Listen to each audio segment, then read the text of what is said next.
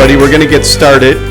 Oh, yeah, I'm out now. Yeah, just over there. Welcome to the July 15th, 2025 City of Oshkosh Plan Commission meeting. We are glad you can join us. I do see we have a quorum tonight. I have a few housekeeping items to go over before we begin. Please turn off or silence all personal communication devices. The applicant and members of the public may speak to an item before the Plan Commission when the relevant item to which you wish to speak is called and public comment is opened. Unless an exception is made by the Plan Commission, the following rules will apply. The applicant will be given up to 10 minutes to present any information they wish us to consider. Thereafter, members of the public will be given up to 5 minutes to address the specific item before the Plan Commission, and I will be strictly adhering to that. Members of the public may speak once per called agenda item unless a Plan Commission member requires clarification or wishes to ask you a question. Questions or statements from the audience will not be considered. Only statements from the podium after your stated name and address and within the allowed time constraints will be considered. After all community members have had an opportunity to speak on the called agenda item, the applicant will be asked if they have a final statement for the Plan Commission, and then we may take action on that agenda item. The Common Council has adopted rules and decorum for city boards and commissions, including the adoption of a civility pledge. No person shall personally attack a board or commission member, city official, staff, or any other person. No person shall make irrelevant, unduly repetitive, offensive, threatening, slanderous, defamatory, or obscene remarks, or act in such a manner as to disrupt or disturb the orderly conduct of the meeting. This would include hand clapping, stomping of feet, whistling, shouting, or other demonstrations. I appreciate you all and thank you for your understanding. Now on to the agenda. Roll call, please. Miss Davy? Here. Mr. Lowenstein? Here. Mr. Bowman? Here. Ms. Sharman? Here. Also yes. Ms. Croft? Here. Councilmember Bulow? Yeah. Here. Mr. Rucker? Here. Mr. Pollack? Vice Chair Kiefer? Here. Chairman Perry? Here. 9 board members present. Excellent. Thank you very much. First item is approval of the June 17th, 2025 minutes. Move to approve. Second.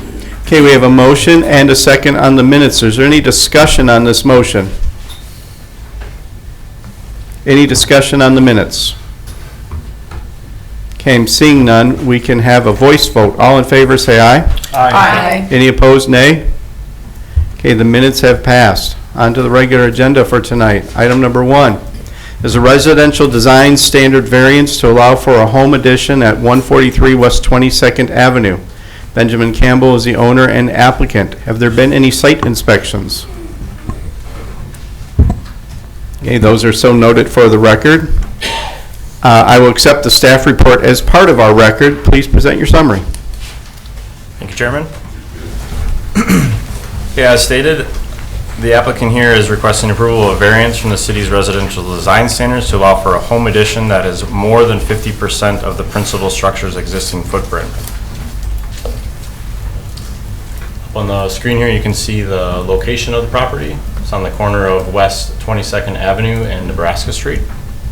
The subject property is a residential lot that is approximately 7,900 square feet in area. And it has a home on it that's about 1,600 square feet. That's a 1.5-story residential structure built approximately in 1915. The surrounding area consists of single-family uses with varying character and similar scale. And all the properties are surrounded by single-family residential 9 zoning. In the spring of 2025, the applicant contacted the Planning and Zoning Division to discuss this home addition that included a garage and breezeway that would connect the home to the new garage. Up on the screen here, you can see what the current site looks like. There is a existing garage that's present that the owner intends to remove with this request. So again, at that time in the spring when the owner contacted us, we explained to him that the ordinance says that the size that he's proposing for a new 3-car garage, which was 26 by 36, was too large, and therefore they would need to submit this request.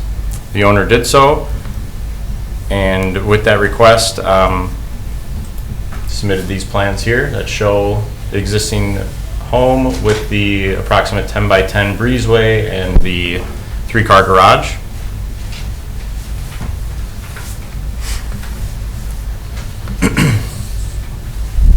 So staff has determined that this request is not contrary to the public interest because the proposed garage addition does match the existing home in height and material. It is under the total allowed maximum square footage for an accessory structure at 936 square feet, and it does blend in with the existing neighborhood, as other properties in the immediate block also have attached garages.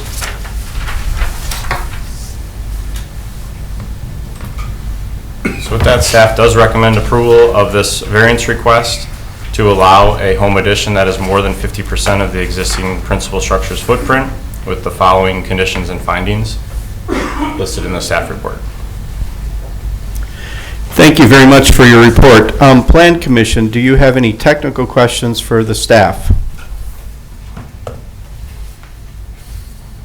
Any technical questions for the staff? Councilmember Bulow. Just want to confirm, I didn't see anything about it, but there's no accessory dwelling or anything like that in the unit. It's just garage and mudroom? Yeah, as far as we know, yes. But that was not part of the proposal.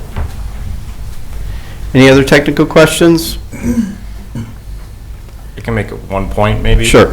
You know, if this individual did not want to attach the garage, like that the breezeway was not part of this proposal, and it was only an 800 square foot detached garage, that could have all been done without coming to Plan Commission. But because it was attached, that's where this came into play. Thank you. Any other technical questions?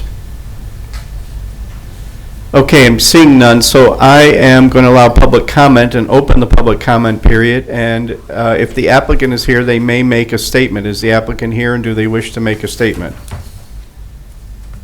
Here, but I don't think it makes a statement. Okay. Is there any other member of the public that wishes to make a statement on this agenda item? Any member of the public that wishes to make a statement on this agenda item? Okay, I'm seeing none, so I'm going to close the public comment period. We don't need a closing statement from the applicant, so Plan Commission, the action is upon you. Motion to adopt the findings and recommendations as stated in the staff report. Second. Okay, we have a motion and a second. Is there any discussion from the Plan Commission on this motion? Any discussion on this motion? All right, I'm seeing none, so let's have a roll call vote, please. Ms. Davy? Aye. Mr. Lowenstein? Aye. Mr. Bowen? Aye. Ms. Shireman? Aye. Ms. Proff? Aye. Councilmember Bulow? Aye. Mr. Rucker? Aye. Vice Chair Kiefer? Aye. Chairman Perry? Aye. Motion carried 9-0. Wonderful, thank you very much. Item number 2 is a residential design standards variance to allow for a flat roof to be replaced with a pitched roof at 1301 West 5th Avenue. Vianola Properties LLC is the owner and the applicant. Have there been any site inspections? Okay, those are so noted for the record. Thank you. I will accept the staff report as part of the record. Please present your summary. Thank you, Chairman. As stated, the applicant is requesting approval of a variance from the city's residential design standards to allow the existing flat roof to be replaced with a pitch roof that increases the building's height beyond the structure's highest roof ridgeline. The subject property is a corner lot with West 5th Avenue running along the west and Mason Street to the south. The subject property is a residential lot that is approximately 8,375 square feet in area, and it contains a 1,120 square foot single-story home that was built in 1960. The surrounding area consists of mainly single-family uses of varying character that are in similar scale. The subject property is zoned single-family residential 5, while the surrounding properties are also zoned single-family residential 5 and institutional to the south. In May of 2025, the applicant spoke to staff to discuss his scope of work for the property. When doing so, he explained that he was planning to reframe the existing flat roof with a new 4x12 pitch roof over the existing flat roof. At that time, the applicant was made aware that the proposed plans did not meet the city's residential design standards and cannot be approved.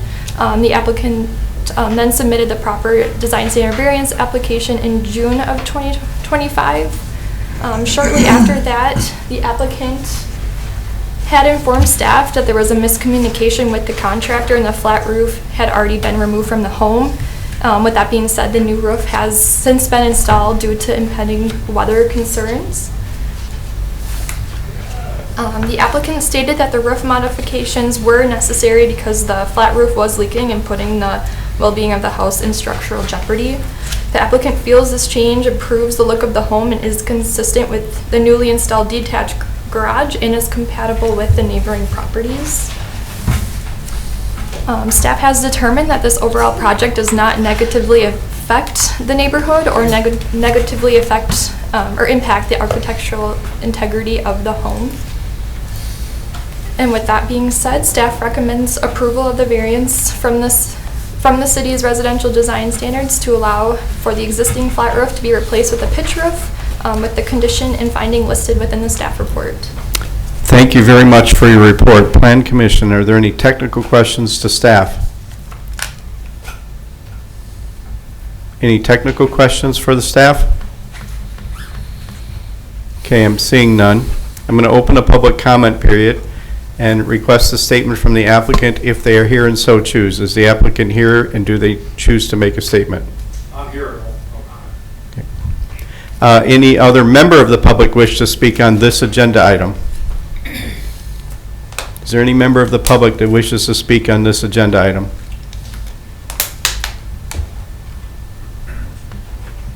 Okay, I'm seeing none, so I'm going to close the public comment period. We don't need a closing statement from the applicant, so Plan Commission, the action is upon you. Motion to adopt the findings and recommendation as stated in the staff report. Second. Can we have a motion and a second? Is there any discussion on this motion? Councilmember Bulow. I was lucky enough to do some roofing with my brothers for a summer, and I found out that there's two types of flat roofs, those that leak and those that will leak.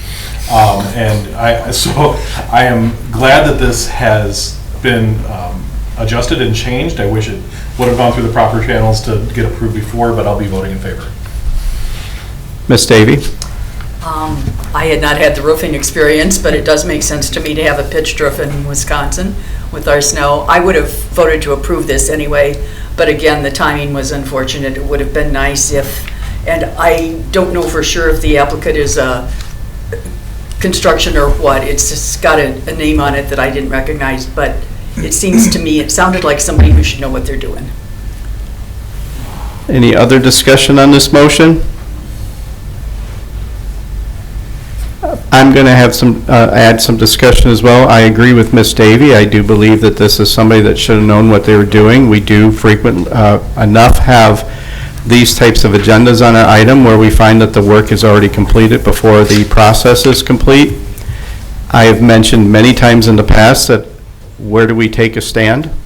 And is it something in this particular area that we take this stand? I'm disappointed that this occurred before the process was done, especially with somebody who should have known differently. However, I also do agree with Councilmember Bulow and Ms. Davy saying that a pitched roof is far more preferential in my belief, especially in Wisconsin, and it would have been approved had it gone through the proper process at the proper timing.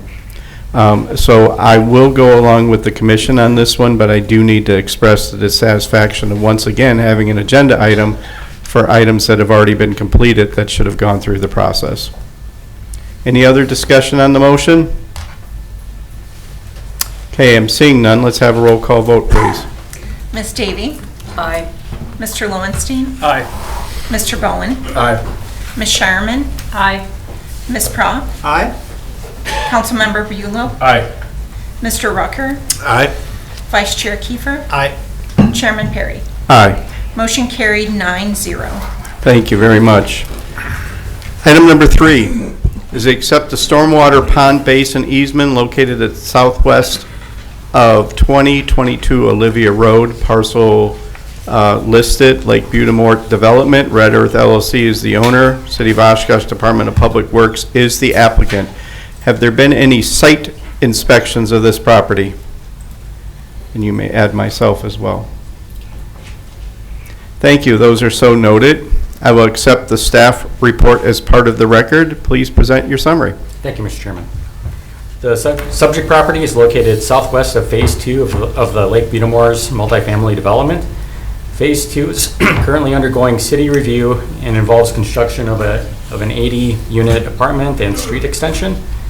The proposed easement is adjacent to the Phase 2 development and will be, or adjacent to a proposed easement on the Phase 2 development, and essentially will function as a single easement.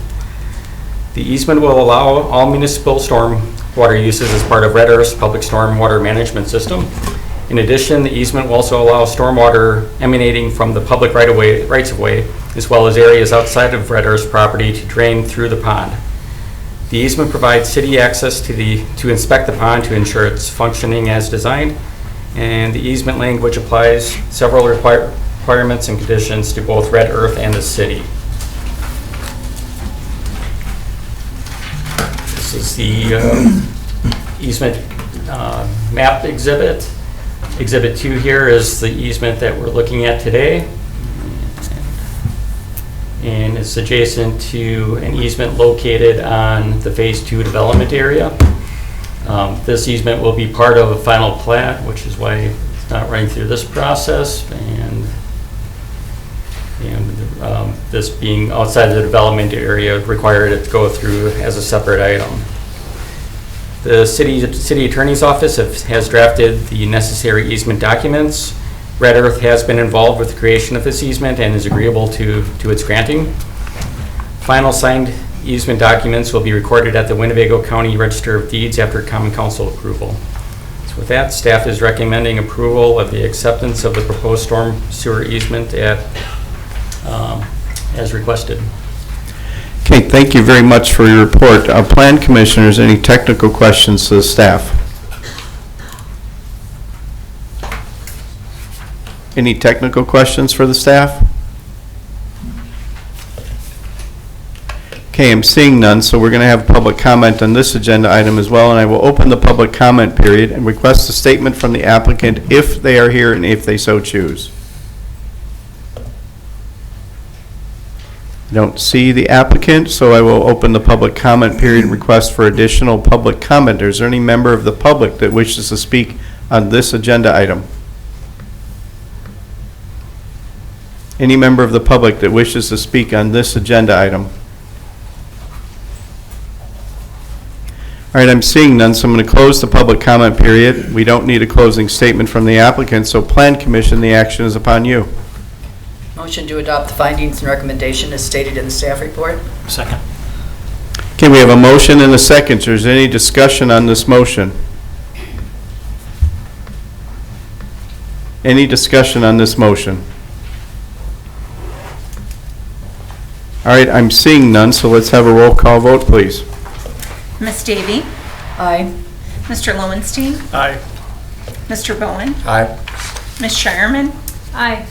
Ms. Pratt? Aye. Councilmember Bulow? Aye. Mr. Rucker? Aye. Vice Chair Kiefer? Aye. Chairman Perry? Aye. Motion carried 9-0. And item number 4 is the preliminary plat for the creation of a 91-lot, single-family residential subdivision east of Clairville Road, quarter-mile north of West 20th Avenue. The 5th addition to Casey's Meadow South. Preliminary plat, Casey's Meadow LLC and Castle Rock Land Company LLC are the owners. Mr. Wiesenberg is the applicant. Have there been any site inspections? Okay, those are so noted for the record. I will accept the staff report as part of our record. You may present your summary. Thank you. The subject site is located east of Clairville Road and west of the current limits of Casey's Meadows South Subdivision, which began development in 2005. The area consists of 3 separate lots totaling 31.32 acres in area and are all currently vacant, with some portions being used agriculturally. The lots have a zoning designation of single-family residential 5, which is consistent with the comprehensive land use plans, light density land use recommendation. The proposed preliminary plat, here's an aerial photo of the site, or the three parcels outlined in blue. The proposed preliminary plat creates 91 lots intended for single-family development, 1 outlot for stormwater purposes, 3 street extensions, and 3 new streets. The plat mimics a concept plan created in the early 2000s, but was not included with the Casey's Meadows South preliminary plat and the 4 subsequent final plat phases to the east. Staff is aware of traffic congestion issues for the neighborhood to the north and the east. The combination of Casey's Meadows South, Pheasant Creek Farm, and the meadows on Sawyer Creek contain over 525 single-family houses with only 2 connections to a collector street. Over here, this is Casey's Meadows South, meadows on Sawyer Creek, and Pheasant Creek Farm area. And the 2 aforementioned connections, 1 to West 9th Avenue and 1 to South Oakwood Road. With this next development of Casey's Meadows South, and go back to this slide here. The 5th edition will create a connection through Mockingbird Way, it's being extended to the west and connecting to Windsong Terrace, which connects us to Casey's Meadow or Clairville Road. This will partially relieve some of the traffic heading east towards Oakwood Road and West 9th Avenue. And then over time, depending on how fast this develops, the second connection to Clairville Road will be made by an extension of Casey's Trail to the south, which will be extended all the way to Clairville Road, and right down here. Area residents were invited to a neighborhood meeting hosted by the applicant on May 28th of this year. Residents were able to review the proposed plat and ask questions and raise concerns regarding the development. The chief concerns included the increased aforementioned traffic increase, vehicle speeds along Mockingbird Way and Rushfield Drive, construction traffic through the neighborhood to the east, the street connection to Clairville Road, and utility construction along Clairville Road. The surrounding area is mostly undeveloped or agricultural, with the except of Casey's Meadows, South developments to the east.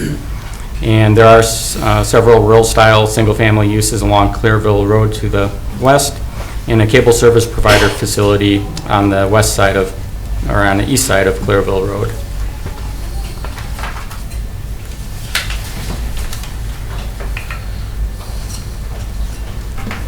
The preliminary plat utilizes the entire combined 31.32 acre area and it is proposed to be subdivided into 91 single-family lots. 1 outlot at the southern portion for stormwater management, and several right-of-way dedications. The proposed single-family lots meet the minimum SR5 design standards in regard to width, depth, and area, and are not out of character with the developments to the east. Based on the 31-acre area, the density for the development is considered low at approximately 2.91 acres per units per acre, where the SR5 zoning district allows a maximum density of 5 units per acre. The proposed plat includes new right-of-way dedications. As I mentioned before, Mockingbird Way at the north will extend approximately 580 feet to the west, ending at the western edge of the property. To the west of that, the city recently acquired this lot, which has a 66-foot right-of-way reserved per certified survey map, and that will in turn be connected to Windsong Terrace, creating an additional connection to a collector street being Clairville Road. At that time, Windsong Terrace will be renamed to Mockingbird Way, so we have one continuous street name for the entire length.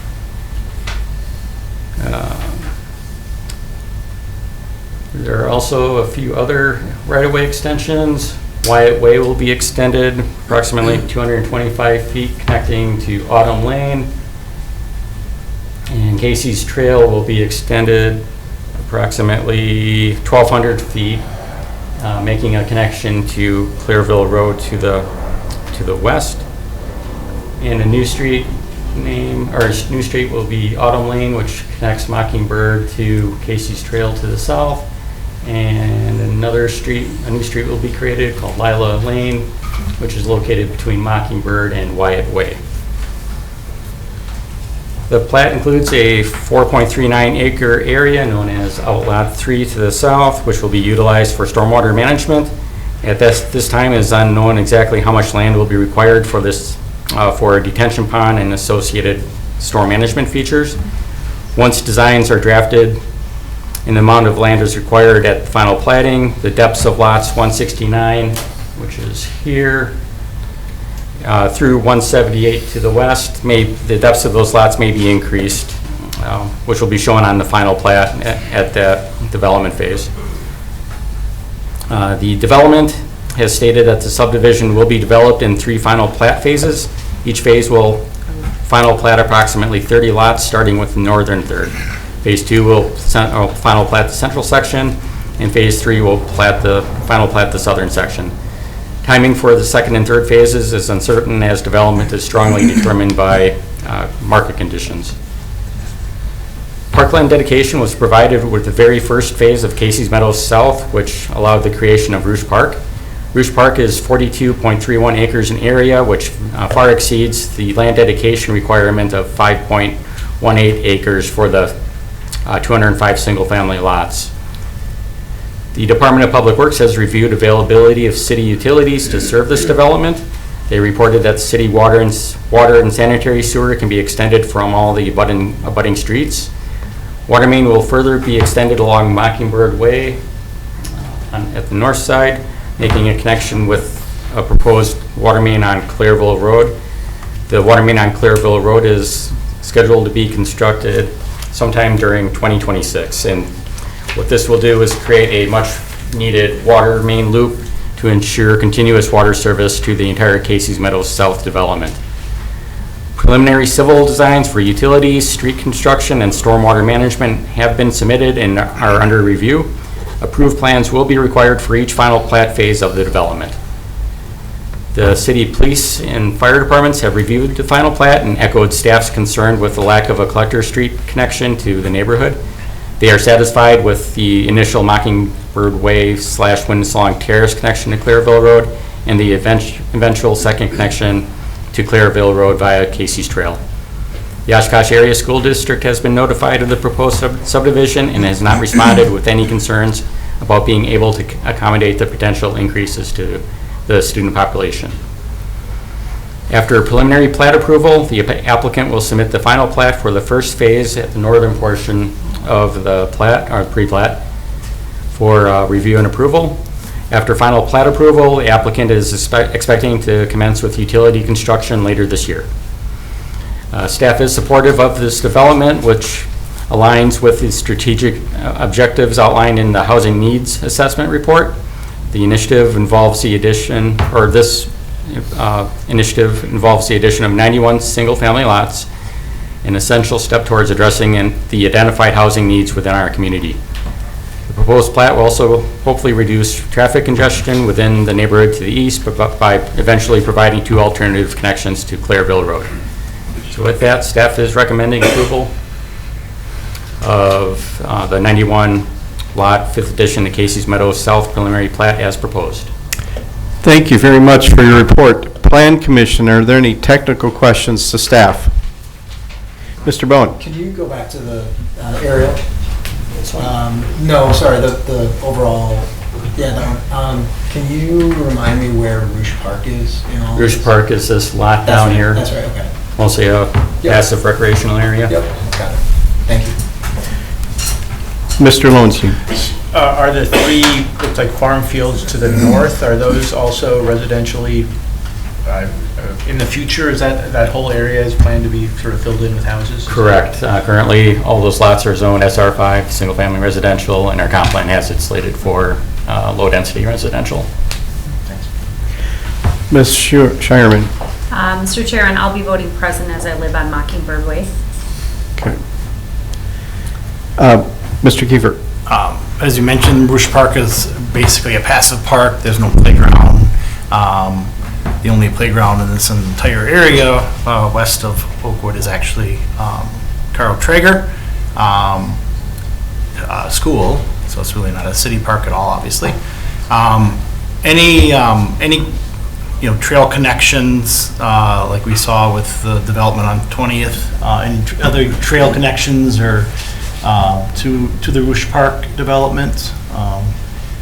And there's generally any plans to do anything more with Rush Park other than have trails and bridges and trails? And I believe the Parks Director is not present. As these areas develop, that will be definitely scrutinized to provide more of a neighborhood-style park. I mean, when do they stop getting credit for that 41 acres? I mean, when those other developments, I'm sure that's going to be all Chet's properties as well, but when are they actually going to put a park in here is my question. Mm-hmm. When a real park that's going to service hundreds and hundreds of families, and stop relying on the city, on the school district park, which does not receive any support from. Yeah. There really isn't a sunset with that dedication that was initially made, so the city wasn't able to ask for more, I guess you could say. Once these develop, these will be looked at as separate developments, and at that time, we'll probably, based on the direction of the Parks Director and the Advisory Parks Board, probably ensure to get some type of neighborhood park within there. Because most of Rush Park is wetland area. Correct, It's yeah. not really an area for kids to play in. And so we need to see a park in this development, and I don't think we should go any further than this one before we acquire one. And not fees in lieu of either, please. Any other technical questions for staff? Okay, I'm seeing none, so we will have public comment on this agenda item, and I will open the public comment period and request a statement from the applicant if they are here and choose to make a comment. Is the applicant here and choose to make a, hey, approach the podium and state your name and address for our records, please. Chet Wiesenberg, 531 North Main. The only comment I really have is I hope for your approval. I've built and lived in this subdivision for 17 years. I'm really proud of what we've done. I'm proud of the subdivision and the work we're doing, and ask for your approval. And I'll be here to answer any questions you have. Thank you very much. Okay, I will now ask if there's any other member of the public that wishes to address this agenda item. Is there any member of the public that wishes to address this agenda item? If you approach the podium and state your name and address for our records, please. Thank you. My name is Rick Luloff. I live at 2811 Rochefield Drive here in Oshkosh. My question is this: is there a timing plan for the completion of each of the two Clairville Road connections relative to the three phases of the development? The northern connection through the extension of Mockingbird and Windsong Terrace, that's going to be sooner than later, with utility construction hopefully happening late summer, early fall, maybe into winter, depending on how things This fall. summer? This summer? Late summer, possibly. But this year? Yes. The utilities will be constructed all the way to Clairville, and for the next 3 years, it will have to be a gravel street. City policy is utilities need to settle for 3 years before the city will have concrete curb and gutter and street constructed for proper settling. But there will be at least a gravel road connected to Clairville sooner than later. As far as the southern connection, that's very hard to tell based on the housing market. We never envisioned all of this taking close to 20 years to develop because partially of the 2008 housing crash. But yeah, that southern connection's hard to predict. Would you plan it similar to the northern connection where it's happening approximately the same time as that last development? That would be up to the developer, but I believe for financial reasons, it's more advantageous to him to start with the northern connection and work his way south. Thank you. Okay, just as a point of order, questions to the Plan Commission staff are generally not allowed during planned comment period, although we will, as a Plan Commission, seek those questions if we feel that it's appropriate, but we may not answer those questions as part of the public comment period. Any other member of the public wish to speak on this? Can I just add one thing to what Jeff Certainly. indicated? So the connection to Windsong is a conversation that's continuing to be had with the developer and the city on exact timing. I would expect it to go at some point as a part of the development. It may leg into next year when the city has a plan to construct utilities and infrastructure on Clearville Road as a part of the capital approval program. So exact timing is still to be determined. It might end up being this fall, but it may leg into next year, next summer when that construction happens. Thank you. Any other member of the public wish to speak on this agenda item? Any member of the public wish to speak on this agenda item? Okay, I'm seeing none, so I'm going to close the public comment period. Ask the applicant if they would like to make a closing statement. Thank you.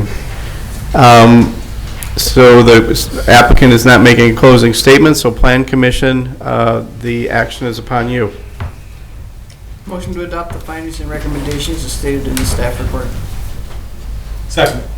Okay, we have a motion and a second on this agenda item. Plan Commissioners, any discussion on this motion? Ms. Prop? I have a question for Mr. Riesenberg, if I could. You certain, Mr. Wiesenberg, would you approach the podium, please?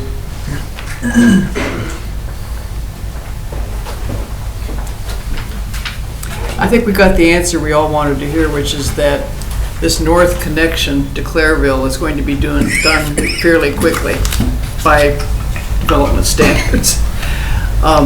So can you tell us preliminarily how far south the first final plat will go? How much of that area? Jeff, do you have that? About where his line is. About where that pointer is? It's almost broken into thirds. About Okay. 30 lots, 30 lots, 30 lots pretty much.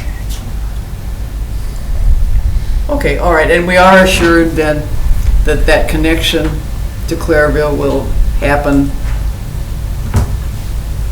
Well, certainly by 2026, if not sooner. yeah, I've been having conversations with the city, and at this, I'm not willing to pay for it. To pay for the road? Though on the connection to Windsong Terrace.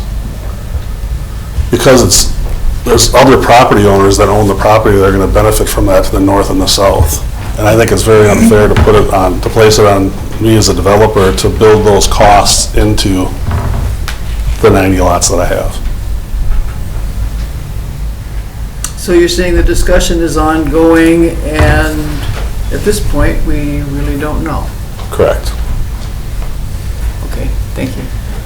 Thank you. Any other discussion on the motion?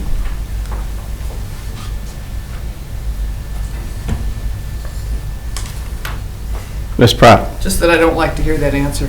Okay. I think the neighbors and all of us would love to have some kind of gravel connection soon. Ms. Davy? I too have some reservations about adding another 30 houses there without another egress point. I think it's pretty jam-packed as it is. I would like to have some clarity on that road actually being built. Even if it's gravel. Even if it's gravel, yes, it needs to be a road you can drive on. Sure, there may be some clarification. Would you wish to hear it? Yes, if there Okay. is clarification, I would like that. Yeah, when the developer is ready to final plat the first 3 lots, that will come back before this body, and hopefully by that time, we'll have some better answers to give you. Or Justin? Or? Yeah, that's what I was gonna add is, again, this is the preliminary plat. We gotta get through civil design of the actual infrastructure, public infrastructure to come forth before the final plat. is approved at council, so we can get all the developers agreements and necessary agreements in place for that. And by that time, the final plat would come forward, we would have a better answer as to how that connection is going to be made. As a city staff, we see the need to make that connection as far as how many homes are in this development and then how many homes are being proposed to be added, whether it be with any part of this 5th edition, so either the first phase of it or moving forward. So we see that need and we need to work through to find a solution. We just don't have exactly how that's going to happen yet. Which one's the cart and which one's the horse? Well, so I think, as to prepare for this, I think probably 3, 4, 5 meetings ago, Plan Commission saw the acquisition of the lot directly to the west of it. So the city now owns that. We will need to go through and dedicate the right-of-way and be able to split off remaining lots to be able to be built. So I think, again, at a staff level, we see the need to make the connection, and we're having the conversation with the developer as to how that's going to happen. Whether that's going to be a developer cost to take care of or a city cost, that's still being determined. But we agree with, I think, as I hear it, commission as well as staff, that a connection needs to be had. How it's going to happen is still to be determined. Do we have any time frame on that? I would expect, as I said, before the final plat comes forward, we would have to have that answer. Thank you. Mr. Kiefer. On the residents on that Windsong Terrace, have they paid what they needed to pay as far as what they paid for the lot and whatever for the development of the road and the utilities through that, or is that going to be a big hit to those property owners that are on that? Of which I know the city is one of them, but as you said. Again, that is still part of the conversations that are being had. Because that's not a finished development necessarily, Windsong Terrace. Correct. Whatever it is. And again, there's no utility infrastructure in there today, but again, those conversations are being had. Any other discussion on the motion?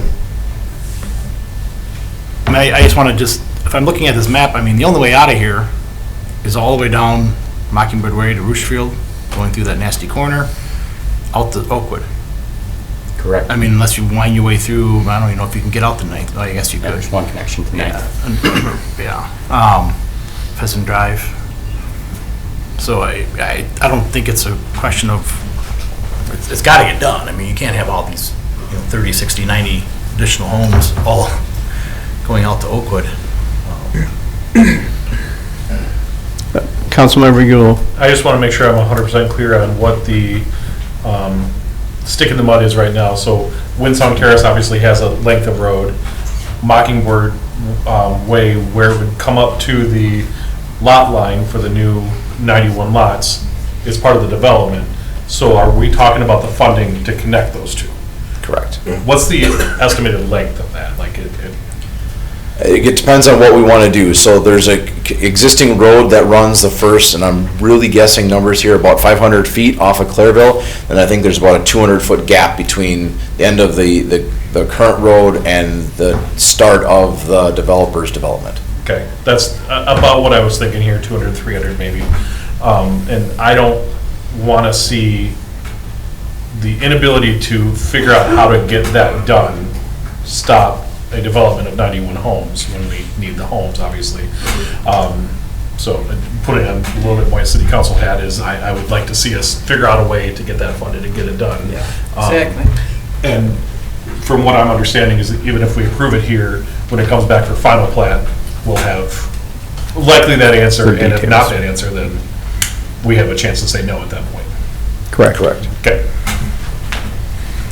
Any other discussion on this motion? Any other discussion on the motion? Ms. Davy? Okay, that just brought up another question for me, Carl, thanks. You're welcome. So we're approving the preliminary plat creation, but we will have another look at it Correct. through this body before it goes, okay. Correct. Yeah, this is the first phase of the plating process. The preliminary plat is, I don't want to say conceptual, but it divides the area into what should be going through the final plat process. So it's a two-step process, and the final plat is where civil designs are finalized, that sort of thing, and lot sizes are cemented, exact dimensions, bearings, distances, that sort of thing. Thank you, Jeff. Okay, any other discussion on this motion? All right, I'm seeing none, so let's have a roll call vote, please. Ms. Davy? Aye. Mr. Lowenstein? Aye. Mr. Bowen? Aye. Ms. Shireman? Present. Ms. Prop? Aye. Councilmember Bulow? Aye. Mr. Rucker? Aye. Vice Chair Kiefer? Aye. Chairman Perry? Aye. Motion carried 8-0 and 1 present. Thank you. Plan Commission staff, is your intention to present 5A and 5B together and then call them separately? Let's do them separate. Okay. Next item on the agenda is 5A. It's a preliminary plat for the creation of a 25-lot mixed residential subdivision east of Sherman Road.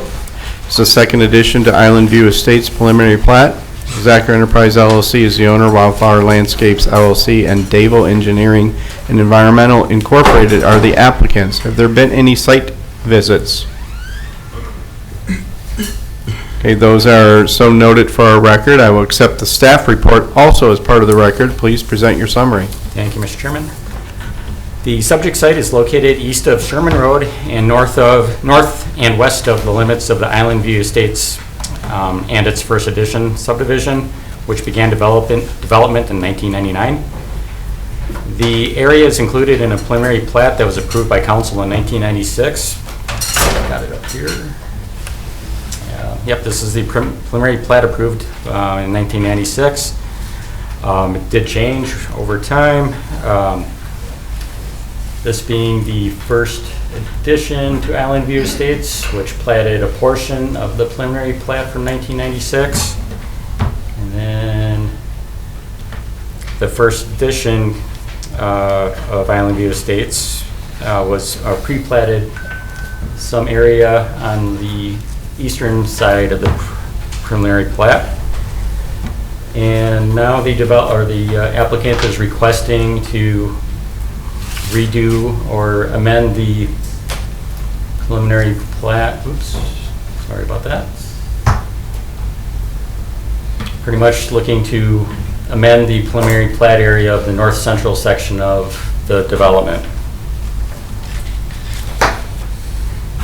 The area, the site area totals 15.81 acres, consisting of two parcels, one larger one, about over 15 acres, and one single-family sized lot that was part of the original Island View Estates subdivision that's being included with this second amendment. These lots are currently vacant, with the exception of 2 storage buildings, one here, which were built prior to the land annexing to the city in 1995. The lots have a zoning designation of single-family residential 3, SR3, which is consistent with the comprehensive land use plan's light density land use recommendation. The proposed preliminary plat, which is right here, creates 25 lots. 21 lots are intended for single-family development, 3 outlots, one for parkland dedication, outlot 1, and 2 lots intended for stormwater management, outlot 2 here and outlot 3. And one last lot, lot 73 here. This is proposed to be platted with a 18-unit single-family detached condominium plat. The plat also includes 4 street extensions and 1 new street. The preliminary plat utilizes the entire 15.81 acre area. The proposed single-family lot widths meet the minimum SR3 requirements of 80 feet wide, 120 feet deep, and 10,000 square feet in area. And the proposed lots are not out of character with the development to the south and the east. The proposed dwelling unit total of 39 units, which includes the proposed condominium units, results in a density of approximately 2.46 units per acre. and meets the SR3 zoning district maximum of 3 units per acre. The proposed plat includes new right-of-way dedications. Cedar View Drive, located kind of towards the west central portion, will be extended north from its current terminus and extended about 700 feet to the north, ending at the northern limits of the proposed subdivision, and will be created with temporary cul-de-sac easement. Shambo Drive will be extended approximately 50 feet north, which is this little segment right here, which will connect to a new unnamed road.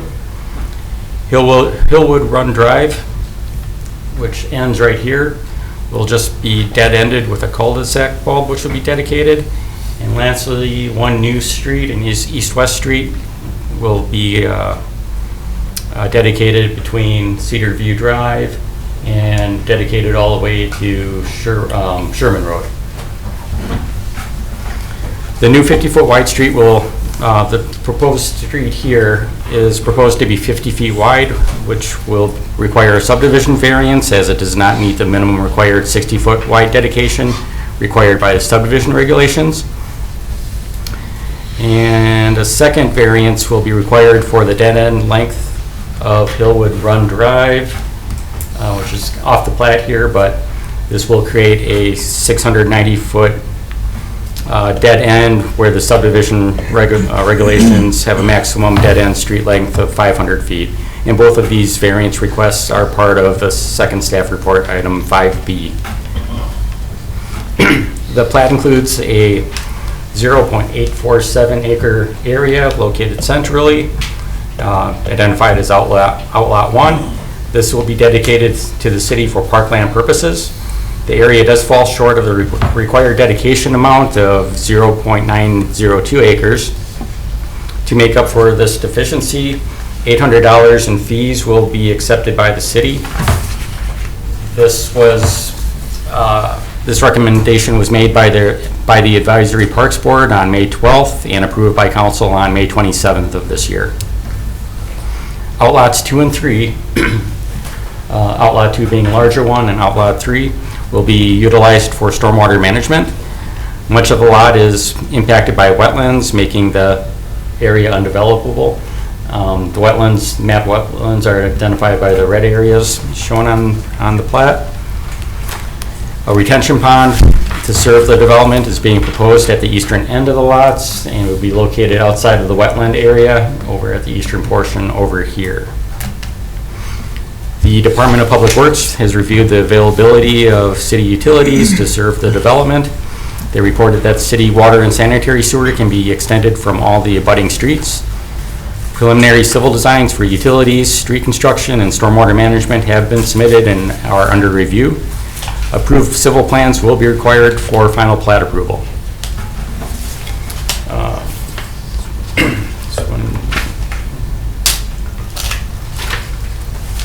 The city, police, and fire departments have reviewed the plat and did not have any concerns with being able to serve the development. And the Oshkosh Area School District has been notified and did not respond with any concerns about being able to accommodate potential increases to the student population. After preliminary plat approval, the applicant will submit a final plat of the entire preliminary plat area for review and approval. After final plat approval, the applicant is expecting to commence with utility construction later this year. With the proposed condominium developed, this is thrown out there since the original preliminary plat. The wetland areas were better mapped and resulted with several proposed lots being undevelopable. So to utilize the best or the highest and best use for this land, the developer is proposing to develop this at a later time with 18 single-family detached condos. And as mentioned, that will be submitted after final plat approval.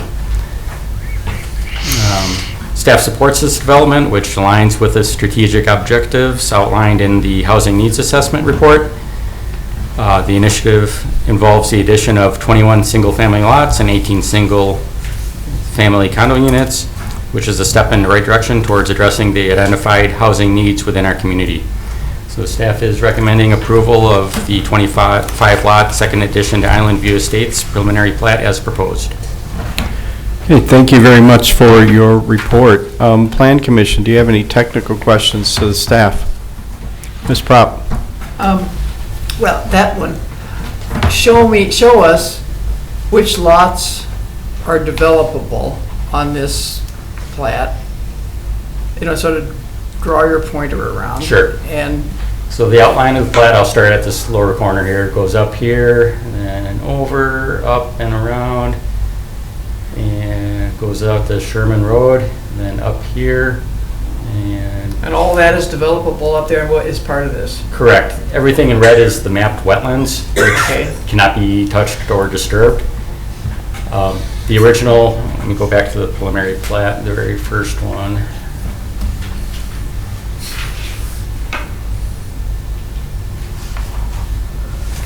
Does not show it, but this Leeway Court, which was renamed afterwards to Hillwood Run Drive, was meant to extend all the way to Cedar View Drive, but since the time of this preliminary mapping, the wetlands have been mapped, which would have made lots 56 or 50 through 56 not developable. Okay. So to utilize that land in the, you know, the highest and best use. Okay, then show me where all the proposed road connections are. Okay. Zecker Drive here, which currently ends right here, will be extended through connecting with Cedar View Drive right here. And that's Cedar View ends now somewhere at the south. Right down so here, that- correct. okay. And then Cedar View Drive will be extended all the way to the northern extents of the property, and then dead-ended with a temporary cul-de-sac. Okay. A new roadway, the street name's not been determined yet, will connect Cedar View Drive out to Sherman Road. At this time, we're not anticipating the street connection to be physically made from, this is Shambo Drive to Sherman Road, but the right-of-way will be dedicated in case that street connection does need to be made. And lastly, Hillwood Run Drive, which currently ends right here, will dead end with a cul-de-sac. And the proposed condominium development will have a private road connecting Cedar View Drive to Hillwood Run Drive. But this, again, this will not be a public street, but it will be a private street for the condominium residents. And I was surprised, I think, that this is all within the city, right? Correct. Okay, I hadn't quite expected that. And then where Sherman Road goes south, and that's off this second edition, of course. Sherman Road, we have to say, is a miserable road. Inadequate. So is that going to be improved, or is that within the town? This is all in the city. The mobile home park is in the city. Okay, and then south of there, as you go south on Sherman. This is as far south as I can go, unfortunately. I can, okay, here we go. So Sherman does go south and connects with Sunnyview Road. And is that a city road? Yes, yes. Okay, all right, thank you. Are you asking if there are plans to redo Sherman Road? Is there other plans? I'm hinting at it. Then I'll ask, but that's something that probably comes up. It comes up later. Discussion. It's not a technical question. Miss Davy? I have a couple of questions. Are the condos, how many stories high are those planned to be? At this time, all I'm aware of is they'll be single-family detached. I do not know if they'll be one-story or two-story. Okay. Could they go higher? Theoretically.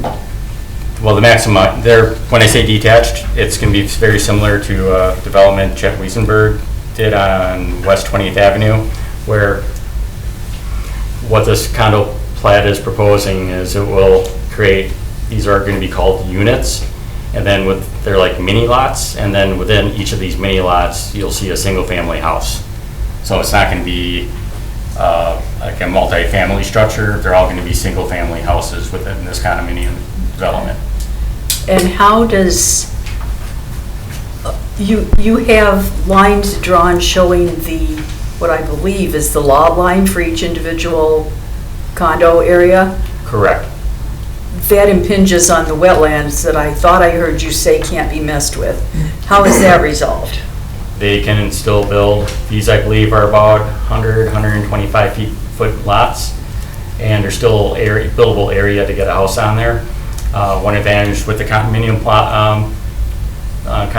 plat is the zone, they're restricted by the setback requirements from the overall condo lot. So there technically are not setbacks from these lot lines. Okay, so they don't actually have, what they have is like a wetlands in their backyard, Correct. essentially. Okay, so that's how those work together. But eyeballing it, there's 50, 60 feet of developable area within these units. Okay, and then just one more question. You had said something about temporary cul-de-sac. Why temporary? When the city abuts vacant lands or large tracts of land, the subdivision regs require some kind of proposed connection to those undeveloped lands. So in this case, Cedar View Drive dead ends right here, but there's no schedule time frame for this area to annex into the city. But 10, 20, 30 years from now, there might be an interest to annex this in for residential development. So when and if that happens, this street would be extended and this temporary cul-de-sac would disappear and it would just become a normal through street. But for now, it has to be a cul-de-sac for services. garbage trucks and Correct. Fire trucks. It will not be concreted, the cul-de-sac will be gravel, but yeah, it just gives an area for turnaround for snowplows, garbage trucks, other large vehicles, fire trucks. Okay, thank you. Any other Mr. Rucker? Good, thank you. In regards to the street size, you had mentioned that there's going to be some variation requests made, 50 to 60 feet. Does that allow for bike riding lanes or sidewalks, or, I mean, what does that look like from that perspective? The biggest impact, it's a very short segment, so Public Works said there's not too much concern with that. It's a very small street segment. Eyeballing it, I think it's like 250 to 300 feet long. One of the consequences is the reduced terrace size. In a typical 60-foot street with 32-foot or 60-foot right-of-way of 32-foot street and then curb and gutter, you end up with 8.5 foot wide terraces. With a 10-foot reduction, the terraces will shrink down to 3.5 feet wide. And a 50-foot right-of-way is not preferred, but is very common within the central city areas. So with it being such a small area, staff wasn't too concerned with that. And I'll get into a little bit more detail with the second part of this report. Okay, thank you. Any other, Ms. Davy? Sorry. Has an environmental impact study been done or considered for this area? The wetland delineation was conducted, which mapped these wetland areas, which was updated from the original mapping done in the late 1990s. So other than that, no other environmental impact study is required. Okay, thank you. Any other technical questions? Okay, I'm seeing none, and so I will allow public comment and open the public comment period. Request a statement from the applicant. Is the applicant here, and do they choose to make a statement? We're present, here for any questions the commission may have. Okay. At this time, then I can open the public comment period for the general public and ask, is there any member of the public that wishes to make a comment? Before you do, the Plan Commission did receive 2 emails on this agenda item, and I hope the Plan Commission read those. I want to recognize that those were I received. saw one, I didn't see a second one. One came directly, Right. one came via. One came directly, and one Katrina came sent us through one? Is it Plan under your Commission. name? Okay, I'm sorry, I missed that one. I have a copy if you want to see it. I would like that like very to see much. those. How many copies do you Here, have? both. I have one of each of the 2 Oh, okay, emails. we'll share. Okay, so the comments through email are acknowledged as part of the public comment period. Any other member of the public wish to speak on this agenda item? Please approach the podium and state your name and address for our records, please. Thank you for the opportunity to address this. Based on generations of life within this area and my own long-time residency, I have the following significant concerns about the proposed development. These need to be carefully considered and addressed before proceeding. I did not see soil testing or an environmental impact referenced in the proposal. The property now known as Island View Estates was farmland and wetland that was filled in over time. Prior to fill-in, these farmlands and wetlands allowed for safe runoff of rainwater without flooding residential properties below. Extreme care must be taken prior to any decisions on further development. I do not see many of the concerns adequately addressed in the proposal to avoid the flooding and backup issues that we experienced in the Island View Estates. There will be increased workload for the Island View Sanitary District. Users' costs have already increased prior to this proposed development. There have been issues in the past that the town strives to correct, but this workload will add new strain. There will be runoff drainage from increased impervious surfaces associated with the proposed development, including the new proposed roads. This affects downhill properties within the current city properties and Town of Oshkosh Island View Drive properties. There is clear loss of green space for local wildlife. The proposed green space does not meet the required acreage for such space.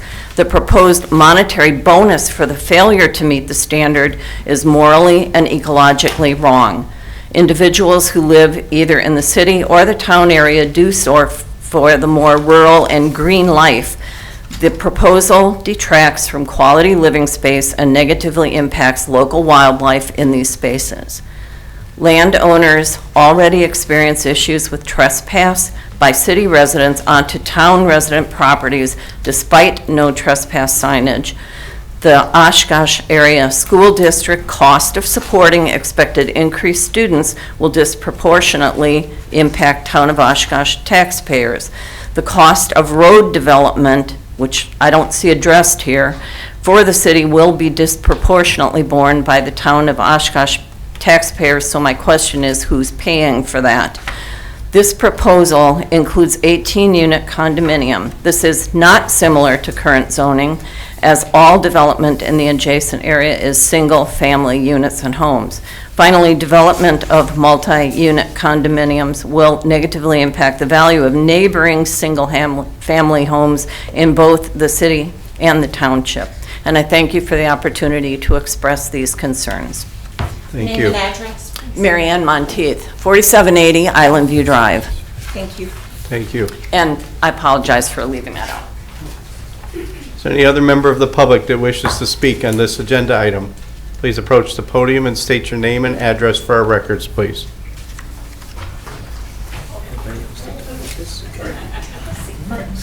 Andrew Manzer, 4622 Island View Drive. I'm going to echo everything that Mary Ann said, so I'm not going to beat it to death. I'm on board with what you said. The only thing I want to point out, this is off of the Winnebago County floodplain viewer. Many of the homes right on the lake shore and in some of the city property, they are in the 500-year and 100-year floodplains. We have significant flooding issues already. The town struggles to provide proper drainage. I'm very concerned adding all this impervious surfaces, and I don't know how effective the stormwater retention is going to be. It's not my expertise, but we absolutely cannot have an increased rate of water flow in any given rain event, because we struggle now with flooding, and any increase would just negatively impact a number of property owners in this area. We just can't have that. So, thank you. Thank you. Please state your name and address for our records. Kristen Salisbury, 4610 Shambo Drive. So there are a lot of kids and teenagers here, and the corner of County A and Y, Sunnyview, that is a dangerous intersection as it is. I send my kids to the Sherman, where Sherman hits A, and you can see that's also on like a blind, and it's 45 miles an hour there. Sherman goes south, like, do you see where it goes south from Sunnyview? That goes to Winnebago Health and the mental health, and then the drug rehab. So when the people there get off of work, that is that is the worst intersection. There's a train that stops, so there's just a lot going on there. You have to cross, 4 lanes plus the turn lanes. And they're going 45 and sometimes they're going 60. So I don't know if you have a plan for the intersection of Y and A, but that's my major concern with 36 more, 3 dozen more dwelling places. And I think you need to have a plan before you do any of this. Thank you. Thank you. Any other members of the public? State your name and address for our records, please. Good afternoon. My name is Elizabeth Manser-Payne, 4582 Island View Drive, and I concur with the other speakers that we have today. I encourage you not to recommend this action, besides the reasons why the other speakers have. My concern that I would also like to add to this is twofold. One, who's the target market for the condos? Is this going to be low income? Again, we have a great neighborhood, so who is going to be involved with the condos or the rental units? So there's this too is left to question. The other aspect too that I want to draw upon is environmental concerns. So I went to the website for the DNR, I talked to the DNR, and when you take a look at that map that they have for it, it isn't on the south side, which your map has for the DNR that's designated for it, but it's actually on the north side of that road, which impacts all the other proposed units for the condos.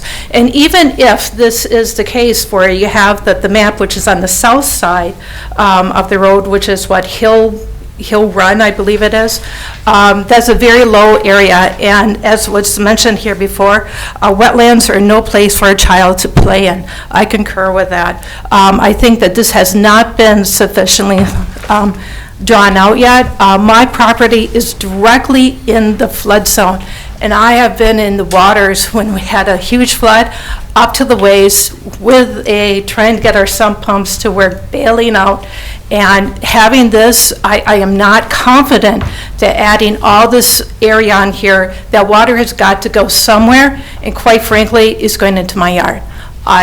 That's not what I signed up for, and I encourage you to at least not recommend or delay this vote. Taking a look at the environmental issues and the target market who's addressed for the condos have not been sufficiently addressed. Thank you.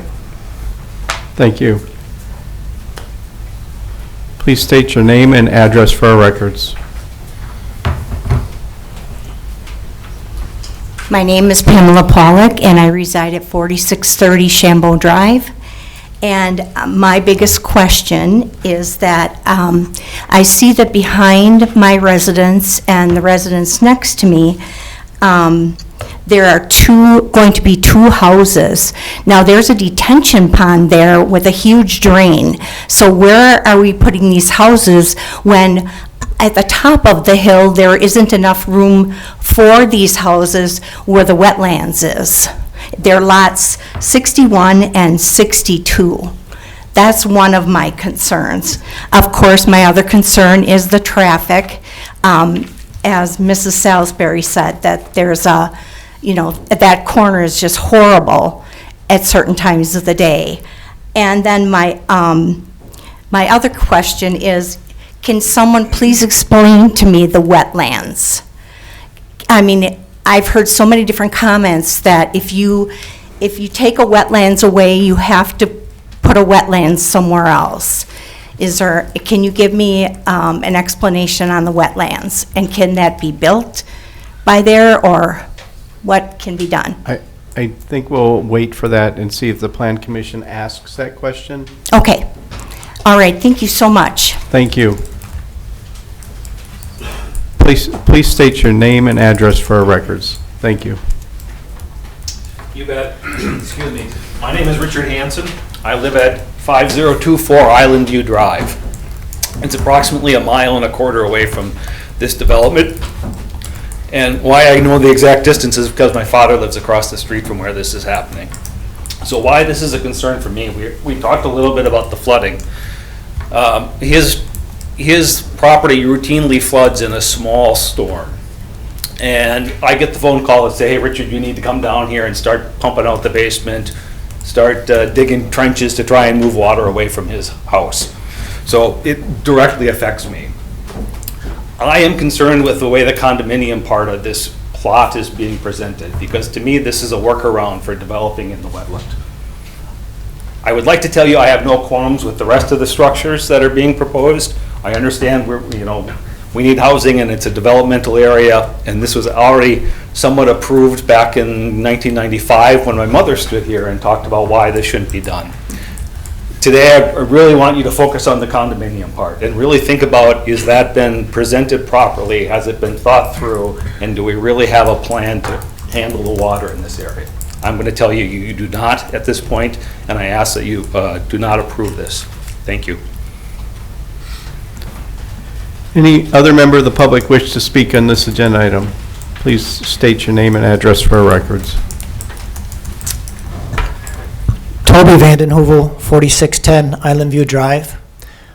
So reference why I'm here, and all my fellow neighbors are here. I would recommend not approving this at this point in time. I strongly believe it has not been holistically looked at. You have looked at what's inside of the line that you are considering, but look at what's outside that line. Just north of this property is, yes, it's the town of Oshkosh, but it is wetlands, and there is a creek that runs just north of this property, which runs, if that creek would continue to run to the lake, it'd run right through my house.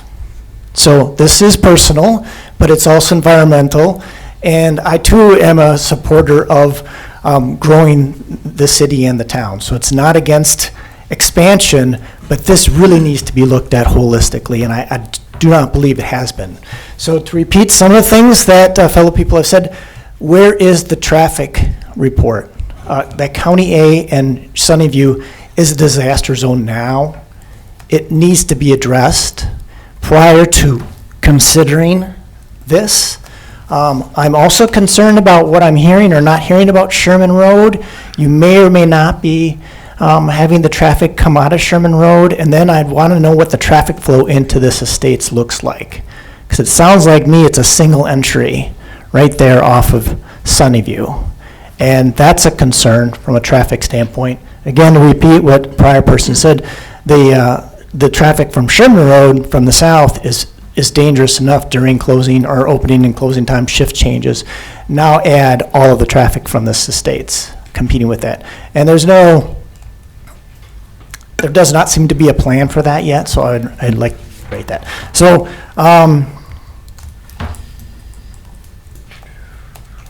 one final comment, it's minor, but maybe it's how different municipalities coordinate and communicate, but I'm concerned about the kids too. I mean, you say that for each one of these that the school district's been notified, but I think what I'm hearing is they don't respond. So I guess I would just like to get a response from the school district for not just this one, but any other of these proposals. I don't know why the school district doesn't participate in these discussions, and maybe you can give us some background there. So again, to repeat, I would absolutely ask you to not vote for this today, bring it back to the drawing table and take a holistic look at not only what's inside that property, but what's outside, and do a total environmental and water flow impact.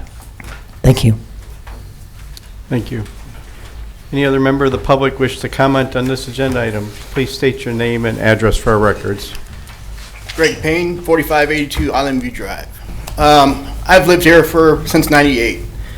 That intersection up there on Sunnyview and nasty area. I've seen accidents multiple times. I'm a 35-year truck driver, retired, and believe me, I know safety, and that is not a safe area. If we add this in here, that's going to be a disaster, complete disaster. Man, the flooding, I've been through it too with my wife, and this is not a fun area. The kids down there, they don't have any place to play. They're on bicycles riding down a 2-lane road. Cars are going down that road, Island View Drive, supposed to be doing 25, they're doing 40. This is not a safe area to do this. That's my thoughts. Thank you. Any other member of the public wish to comment on this agenda item? Please state your name and address for our records. Sure. Joe Bearhausen, 4700 Sherman Road.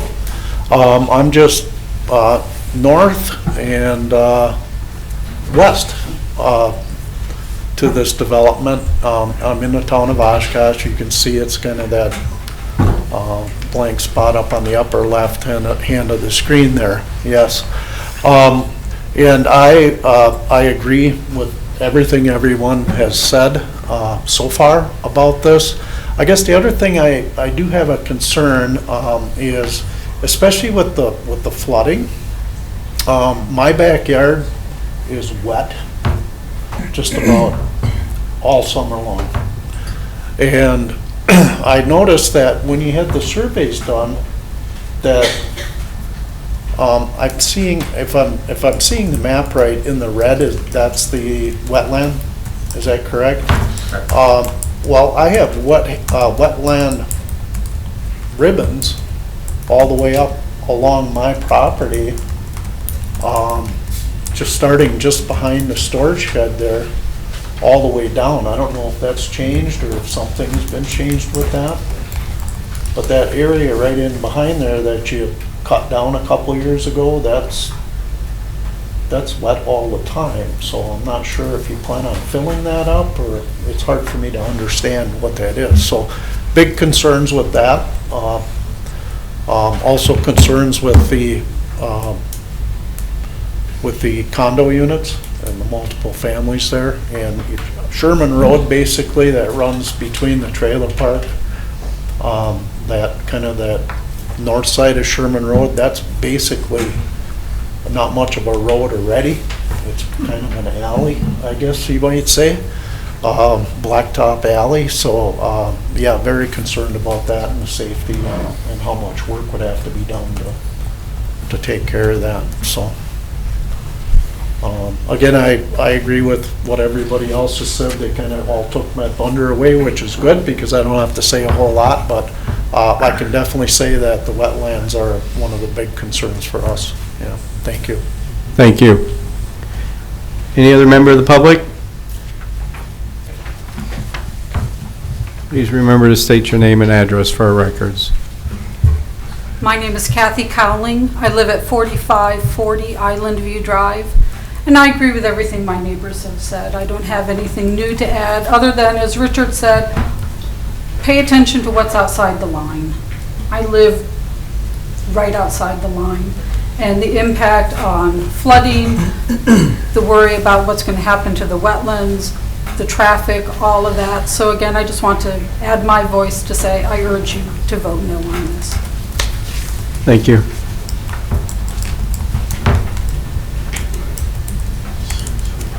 Any other member of the public wish to speak on this agenda item? Any other member of the public? Please state your name and address for our records, please. My name is Jim Erdman. I reside at 2492 Hickory Lane in the town of Oshkosh. I don't reside in this area. I'm the present town chairman. I've been on the board 25 years. And this area, there was concerns before it was around 2010, we had the big rains, 6 inch to 5 inch in a week. And the area was really flooded out. However, every major rain, we used to have over 3 inches.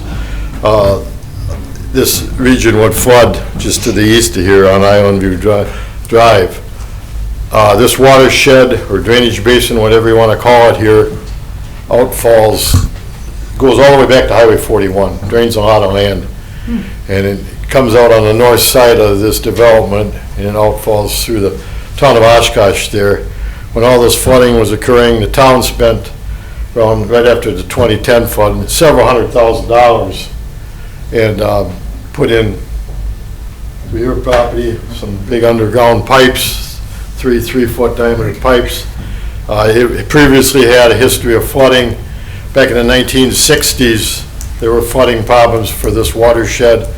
And Island View Drive there, the town at that time bought a lot, tore down a cottage, made an open ditch there to try and relieve flooding. And back in 2010, we just happened to hire an engineering firm to say, does an impact from this development here impact this? It happened to be Dable Engineering, the same engineering firm you guys have now to do all this. Well, they wrote a letter, and you don't want to spend a fortune, but they wrote a letter for $300 saying, yeah, any development there is going to impact could impact the flooding outside of this where all this water's got to outfall through the town. I'm here, I got a call from somebody that's couldn't make it tonight, major stakeholder. They've owned for many generations here the properties in this region here. They said that a lot of these lands here were filled, these wetlands were filled, and the soils were all compromised. There needs to be much more soil testing done and anything here before you get some kind of a drainage plan on where and how this retention pond is going to be and how it's going to work. It needs to be put on hold.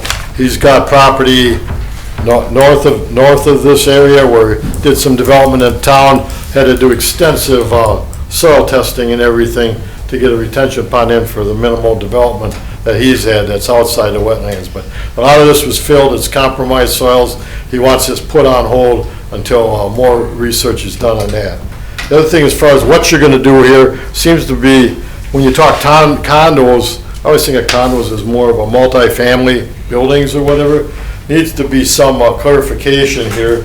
The city has a comprehensive plan, as we all do, and the city's comprehensive plan goes 3 miles beyond their border circle and covers all the town of Oshkosh. So when the city updated their plan in 2018, there was a steering committee for a couple of years. I sat at those meetings because it's the whole town of Oshkosh here, that the city's plan trumps the town's plan. So we work together here, and this light yellow here is low-density residential. Well, when we did that plan, I'm thinking low-density residential means single-family residential, not medium-density or high-density. So is this misleading or what? But this, if it says this yellow for this whole region here, if this is going to be low-density residential, it should be single-family residential, not multi-family housing. Otherwise, this whole comprehensive plan is confusing. So how you're going to define this, or it should be more clarity whether this gets passed or not on how you're going to, that these are not going to be multi-family units there. And that, and I don't know why they're doing this. Like you say, is there some problems with the wetlands and the drainage and how they're going to do this retention pond? But because of this retention pond here on maybe compromised soils, this needs to get looked at and tabled for now. Is the development going to occur? Sure. Back in 1995, they said this is going to be developed or whatever. But it needs to be just relaxed right now and look more into where and how that retention pond is going to work, has to work or whatever, because there's potential for flooding there, and it's just, you can't say, oh yeah, we did our engineering, it's all going to be okay. No, it's not going to be okay. Let's look into this. Thank you. Thank you. Any other member of the public wish to speak on this agenda item?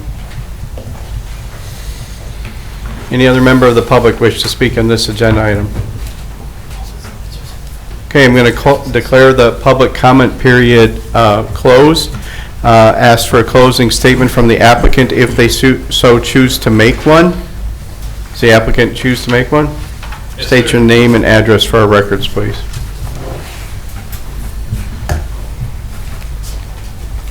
Tim Whitman, I'm the project engineer with Dayville Engineering, working on this project.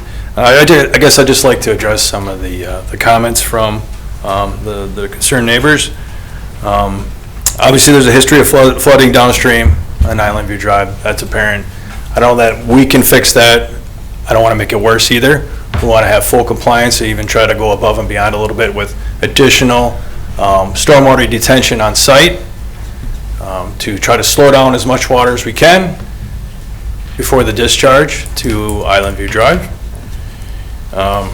There was a gentleman here, I believe you discussed the wetlands and the ditch that was next to your house. So some of the wetlands that were delineated did apply for, it did meet an exemption because they were man-made, they're artificial. So that's why you're not seeing that on the map. And then behind your house, we would also put a ditch on this plat to provide new drainage through there on its way to the stormwater pond. So there's some discussion about the condominium itself. That is single-family housing. They are a little bit smaller in footprint, and some of them are 2 stories, some of them would be 1 stories. I've seen the plans from, I'm not the developer, but I have seen the plans from the developer. So those are single-family homes, not multifamily. Just want to clarify that. And any other questions the planning commission may have, I'm here to answer them. Thank you. Can I ask a question now or not? Ms. Prop, would you like to ask a question? I would.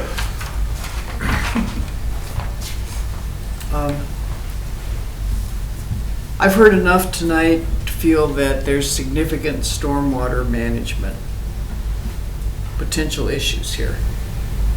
And I understand that I think I understand that outlot 2 and 3 might be devoted to stormwater in between the, but I don't know if that's good enough. I don't have a vision of how you could store enough water and how excess water could get out to Lake Winnebago, given the fact that there's all this development along the lake. So I'm not feeling comfortable, I guess, with stormwater at this point. Okay, thank you. You want me to respond to that?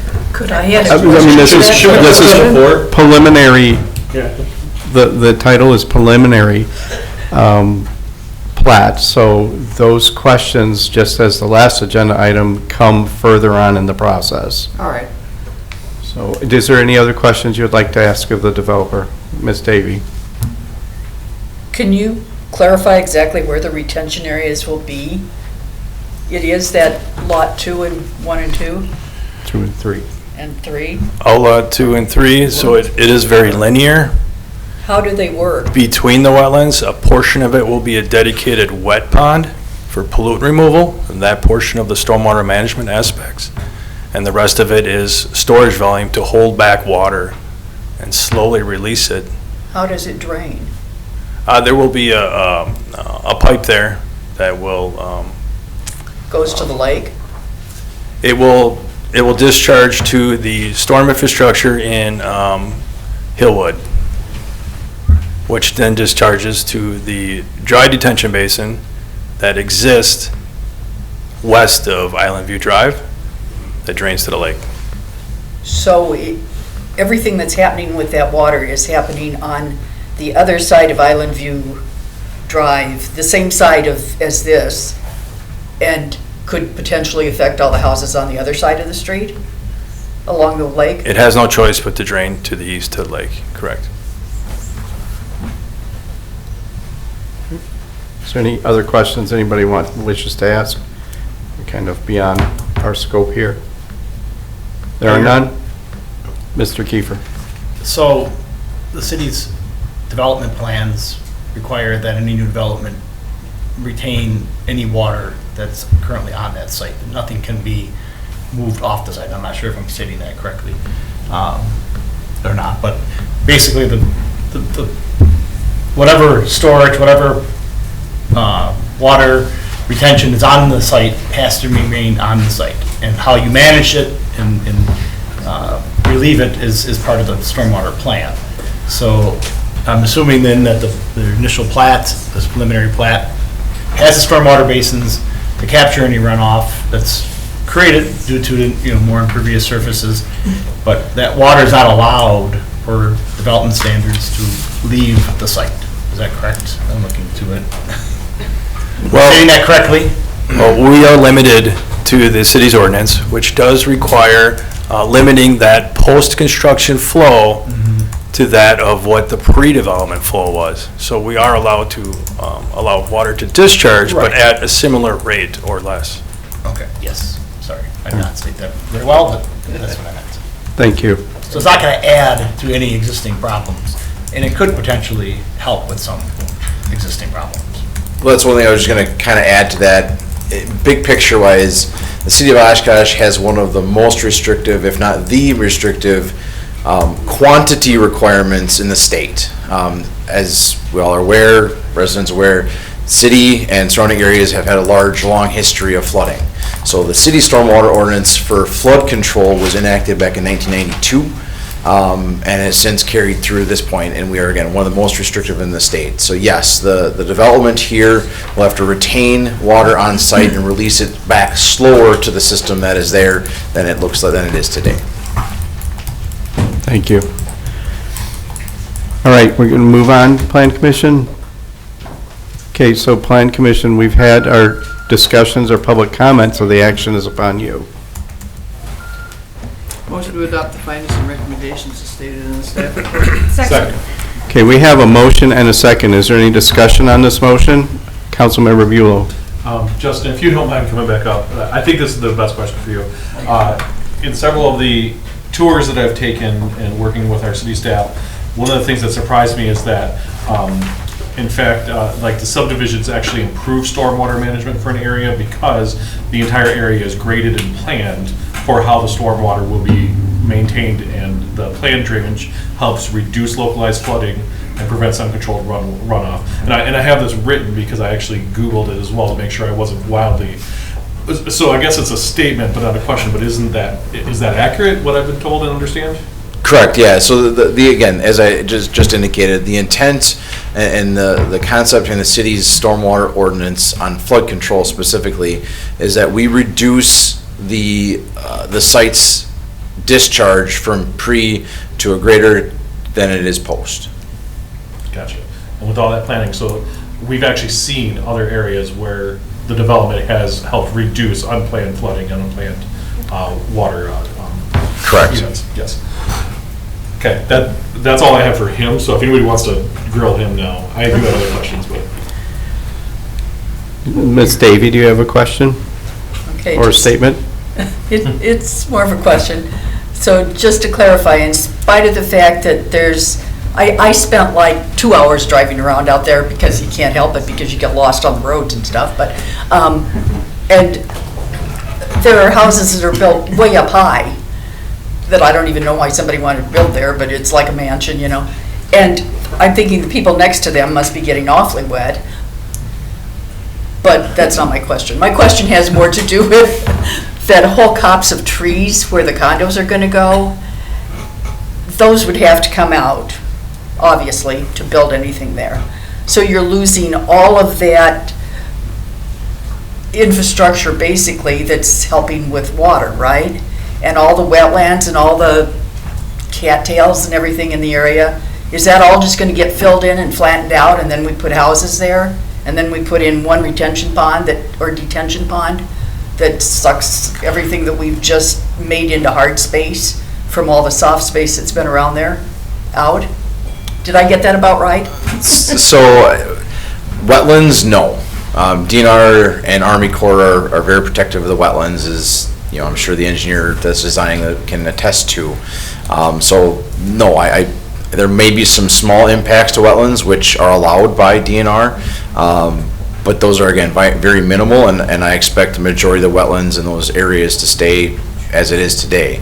As far as the trees goes, certainly if that's what's looking to happen on the area that the developer owns, he's every right to cut the trees down and do what he wishes with them, whether we do a plat here or not. So, and I would, again, argue that if we're doing a development here, whether you're taking it from trees, or removing the trees and adding houses and driveways and public roads, again, our stormwater ordinance is such that we're reducing that runoff from the green space of what it is today to a higher standard with the impervious streets.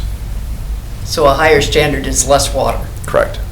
Slower, it's the same amount of water, but it's slowed down back into the system at a slower rate. Okay, any other discussion on this motion? Ms. Shireman? A couple questions and then a statement. What about at this point, do you have to do a traffic study when there's a preliminary plat, or does that come afterwards? When and if this comes back to final plat, we will be asking the transit director if he feels a traffic study is warranted for this site after today's comments. Probably. Okay. Yeah. So here's my comment. So I've been fortunate to be on this board for 6-ish years, and we see this often when there's new developments coming forward, and and a lot of people show up, and that's the best part about it, when people share their feelings. I mean, I really say that. And with that, though, comes panic and fear and anxiety and what if and a lot of unknowns and a lot of emotion. And that in and of itself is okay. But what I like about the process is this is the preliminary plat. So if you want answers, because I wrote down traffic and flooding and soil plan and drainage plan, I wrote all those down. By us approving this, you're going to get your answers. And so that's what I like about the process, and that's why, for me, there's enough here to approve it for me to vote yes. My second comment would just be about the whole condo thing. I remember, again, 6 years ago, there was going to be a condo built, and I was like, oh my God, not condos. Come out on 20th and come across from the 20th Y. I mean, that's what was referenced at those single-family units. Those are actually nicer than maybe some of the single-family homes around there, because they have requirements, and they have minimum standards, and they have a landscaping plan built into the cost of the unit. Again, we don't know if it's going to be like that, but I'm going to be voting in support of this because there's enough here for us to learn more. And that's it. Any other comments on the motion? Councilmember Bulow. I promised I'd circle back, but not for Justin.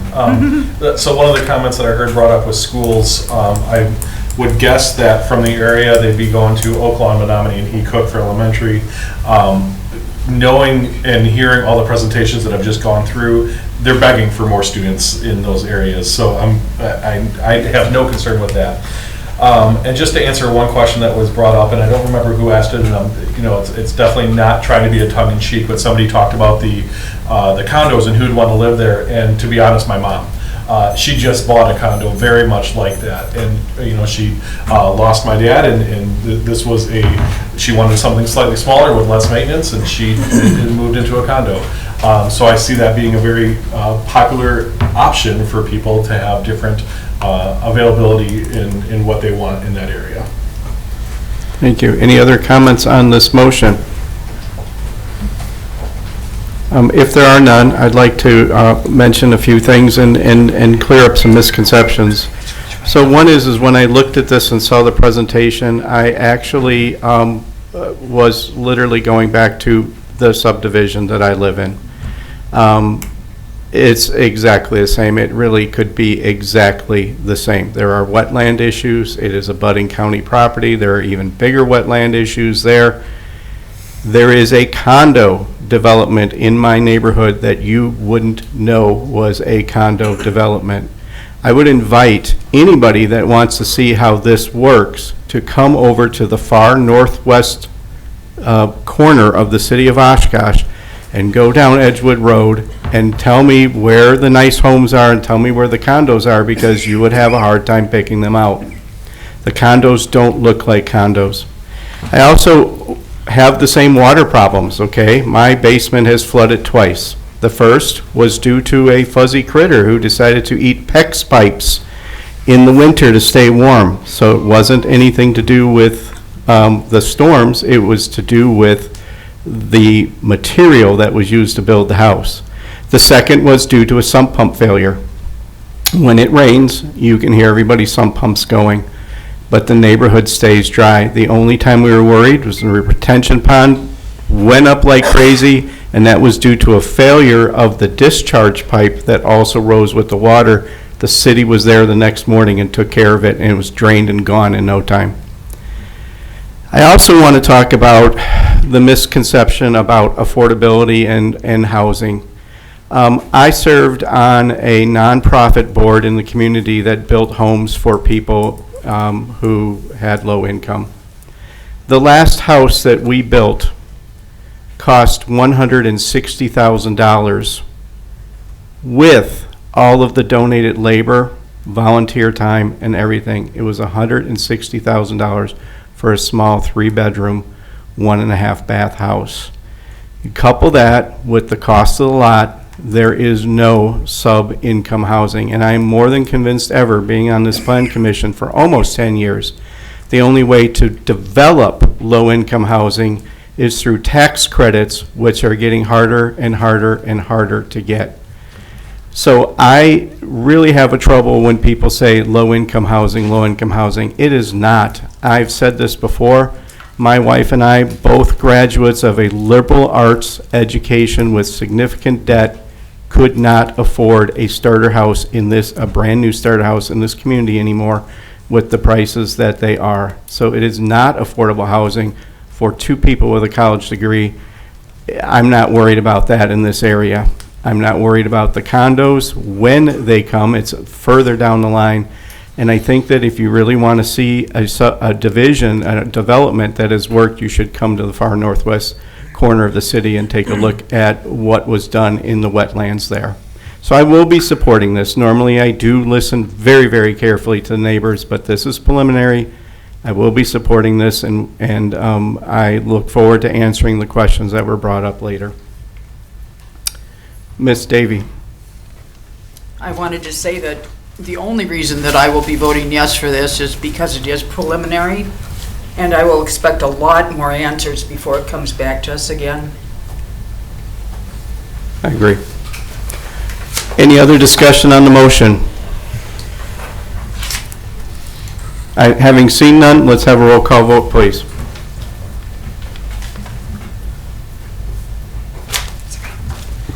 Ms. Davy? Aye. Mr. Lowenstein? Aye. Mr. Bowen? Aye. Ms. Shireman? Aye. Ms. Pratt? Aye. Councilmember Bulow? Aye. Mr. Rucker? Nay. Vice Chair Kiefer? Aye. Chairman Perry? Aye. Motion carried 8-1. Thank you. Item 5B is a subdivision variance request for property east of Sherman Road, proposed second addition to Island View Estates preliminary plat. Zachar Enterprises LLC is the owner, Wildflower Landscapes LLC, and Devo Engineering and Environmental Incorporated are the applicants. Can you please list your site inspections again for the record, Plan Commission? Okay, we'll make that a part of the record. I will accept the staff report as part of the record as well, so please present your summary. Thank you. This is directly related to the previous item. And this is the second addition to Island View Estates. And based on the preliminary layout, requires 2 variances from the subdivision regulations.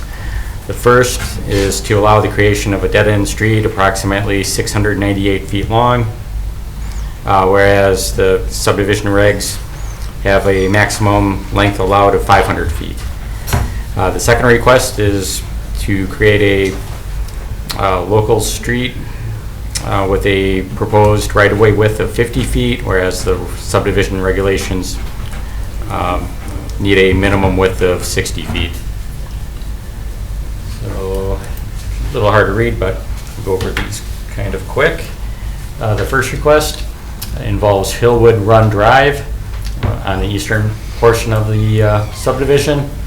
The original preliminary plat had Hillwood Run extend all the way to the west and connecting to Cedar View Drive. Due to the more recent wetland mappings, the original Hillwood Run had lots on the south side. With the new wetland mapping, all of those lots became not developable. So the developer is proposing a cul-de-sac at the eastern terminus of Hillwood Run, resulting in the dead-end street being approximately 700 feet long. Staff is supportive of this request. First of all, the proposed condo development will have a through private street connecting to Cedar View Drive. Although not a public street, there is that physical ability to drive through in case of emergency services to this area. And secondly, there are several dead-end streets within the city, both created before the current ordinance and after the current ordinance, or the 500-foot length limitation, and has not been of great concern. The second request, for the short street segment, the unnamed street, having a reduced width of 50-foot right-of-way versus the 60-foot required. Due to the site constraints, looking at this, the lots on the north side are currently proposed with depths of 124 feet in depth, whereas the SR3 requires 120 feet. They're increasing the width to the required 60 feet would reduce the lot depths of these lots, which would in turn require a different type of subdivision variance. And the surveyor played a couple revisions, moving the street up and down, and it just takes the problem off the north side and gives that problem to the north or south side if the street is moved to the north. And there's some design constraints with the design of Cedar View Drive. It's got some very tight corners which are maxed out at the smallest radii curves allowed per subdivision regs. So Public Works reviewed this and are comfortable with the reduced right-of-way width. Again, it is a very short segment, approximately 250 to 300 feet long. And the biggest consequence to this would be narrower terrace areas of 3.5 foot wide, which is livable, not ideal, but livable. But again, it is a rather short street segment. So with that, staff is supportive of the two subdivision regulation variances as requested. Okay, thank you for your report. Plan Commissioner, are there any technical questions of the staff? Councilmember Bulow. Thank you. I didn't see this in there, but will there still be sidewalks on the other side of the road? Yes. Okay, so it's just basically shrinking the tree bank, am I correct? Correct. Yeah, the terrace area, okay. The area between the sidewalk and the back of the curb. I just want to note again, with this development, it's not anticipated that this segment of the unnamed street would be physically connected to Sherman Road. However, sidewalk on at least one of the sides is planned to be extended, but not the actual street at this time, or when this development goes through. Okay, I have a question. What is the necessity of doing this now at the preliminary plat stage versus closer to the final plat stage? It seems to me that this kind of hamstrings a little bit and might be better considered further down the road. The applicant wanted the assurance that these variances would be granted, otherwise they'd be spending more money preparing civil designs, and then if they ask for that request down the road and get denied, they've spent a whole bunch of money on plans that no longer will work. Okay. Any other technical questions?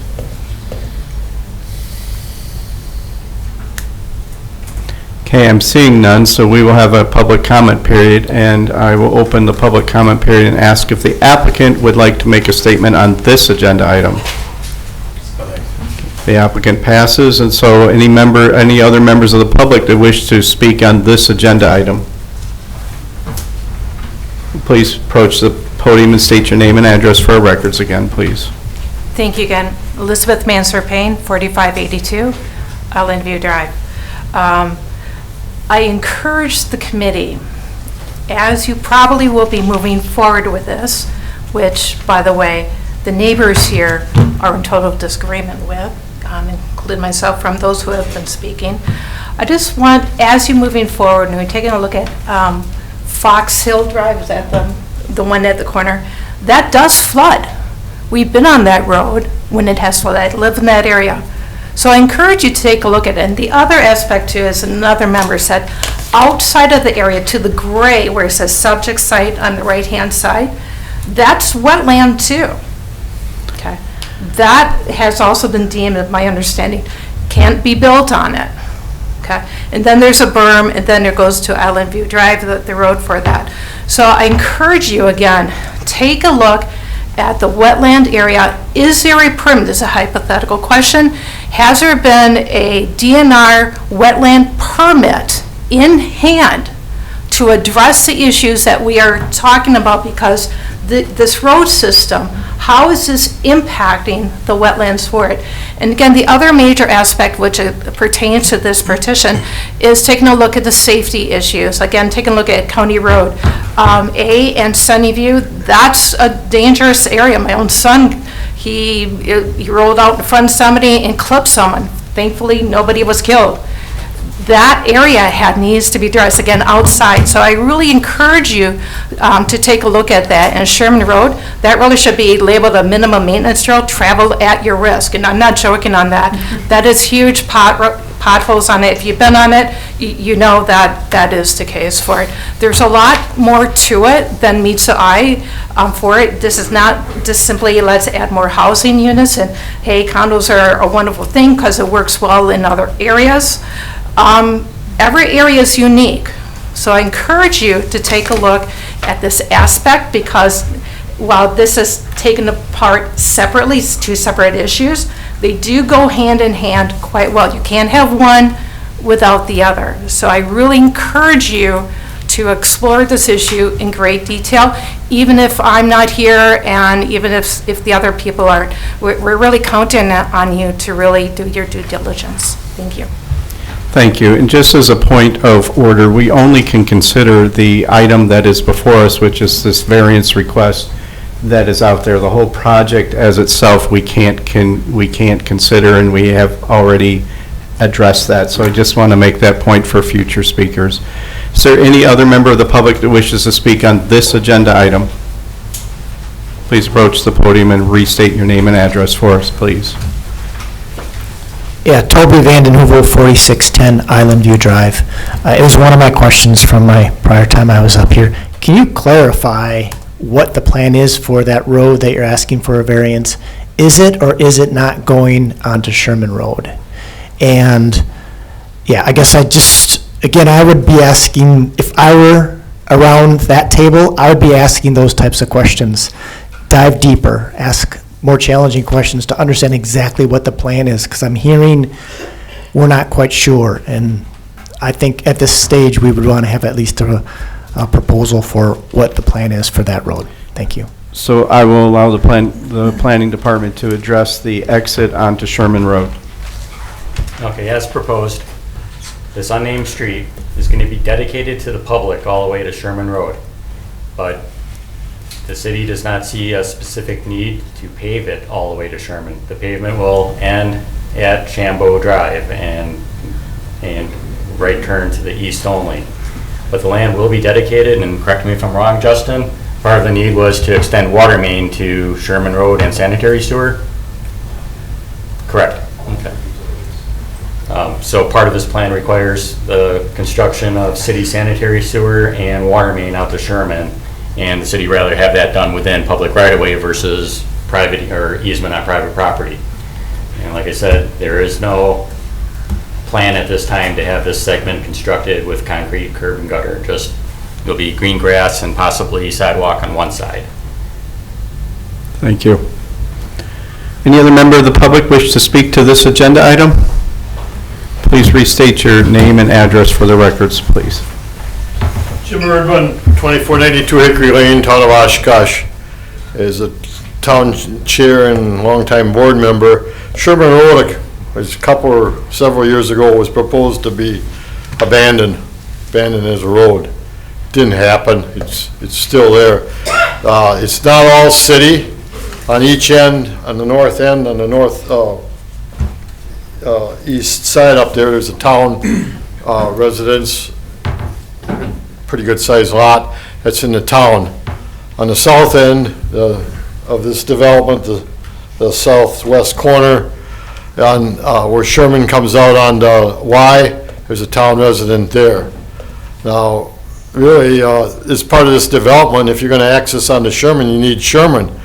I guess it's your purse strings, your pocketbook. It's not the town, but it only seems once you have the developer have to get a road out to Sunnyview or A.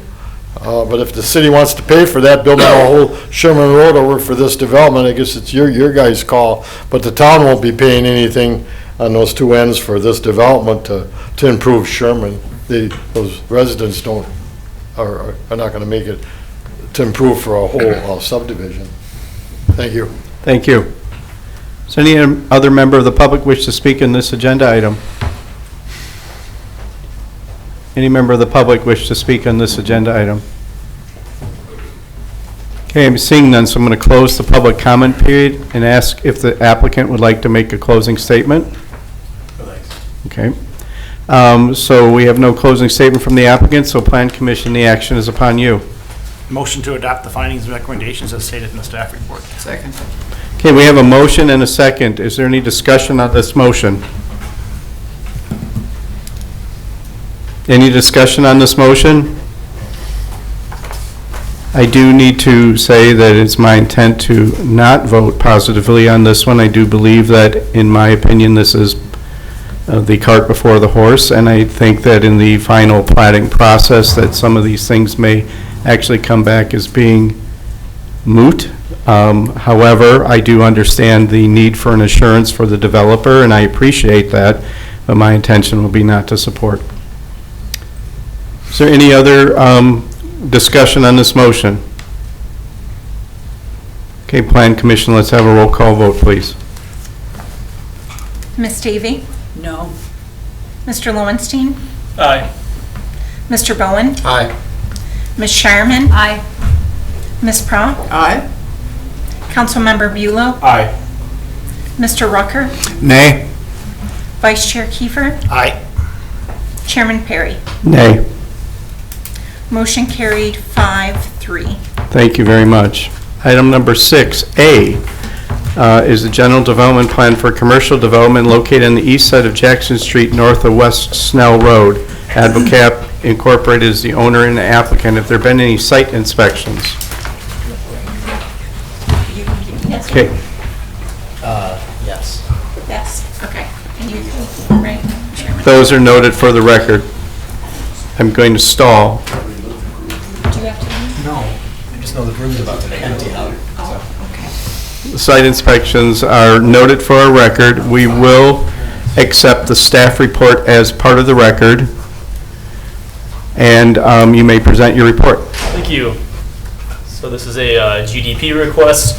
The site is about 3 acres in size, located on the east side of Jackson Street, north of West Snell Road. It's zoned suburban mixed-use district with a planned development overlay, and the surrounding area consists mostly of commercial uses along Jackson Street and residential uses to the east. The applicant is proposing to use the site for a daycare facility and thrift store. The initial phase will be for a 6,051 square foot daycare building, with future phases to include another daycare building the same size to the south and a thrift store to the north.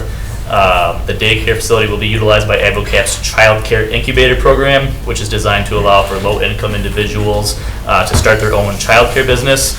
And the applicant anticipates 32 children and 4 to 6 employees per shift. So the child care use and thrift store uses are permitted in the SMU district. There was a neighborhood meeting held on June 19th of this year with neighbors in attendance being supportive of the proposed development, but had questions related to buffering from residential properties, lighting, landscaping, stormwater, and property maintenance. The site will utilize an existing access from the adjoining site to the north, so they will need a cross-access agreement for that.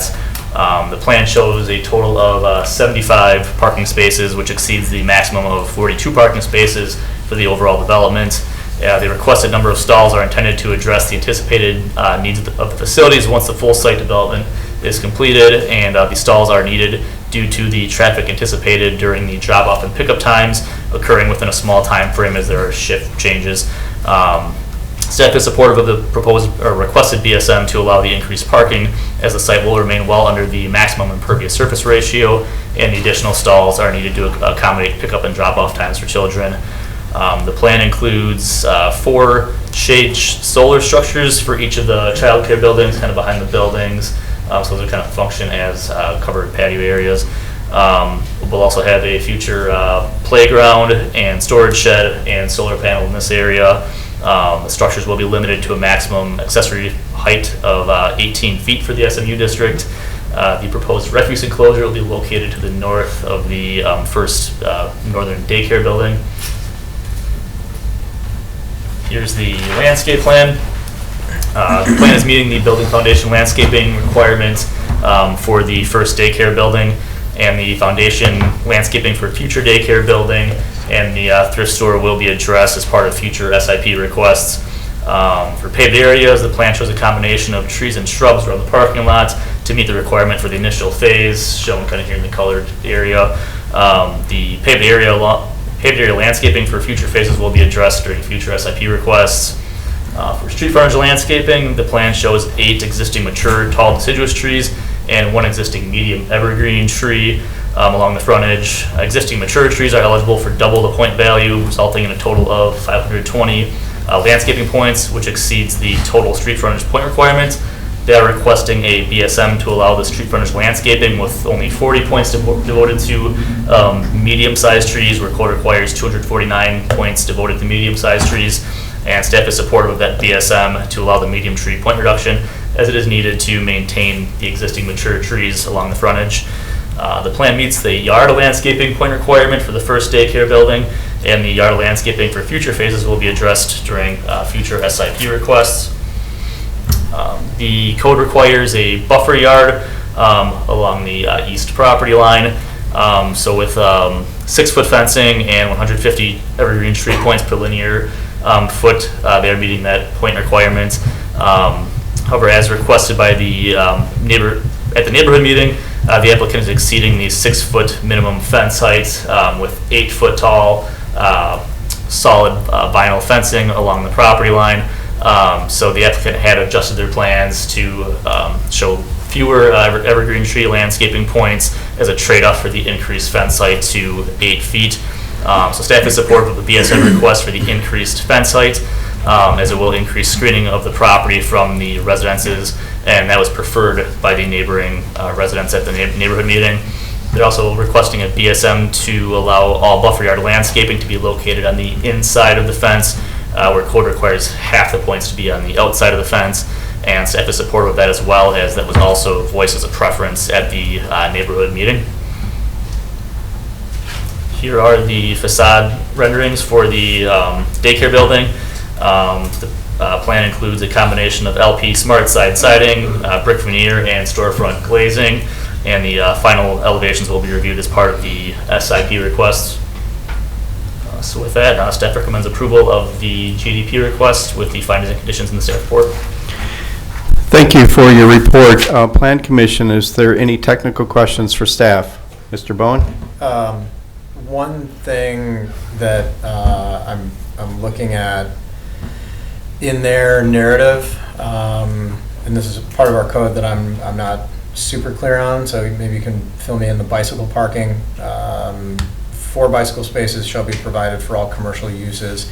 Is that a catch-all for all commercial developments regardless of size and style, whatever? It's basically like 4 stalls or 4 bike spaces are going to be required, whether you're building a 250,000 square foot industrial facility or a 1,500 square foot fast food building. I believe there's a threshold where it goes to a higher requirement. I think it's a percentage of the parking stalls that are provided is the bike requirement. That's a minimum of 4, but I think based on the number of stalls proposing, I think they just need the minimum of 4.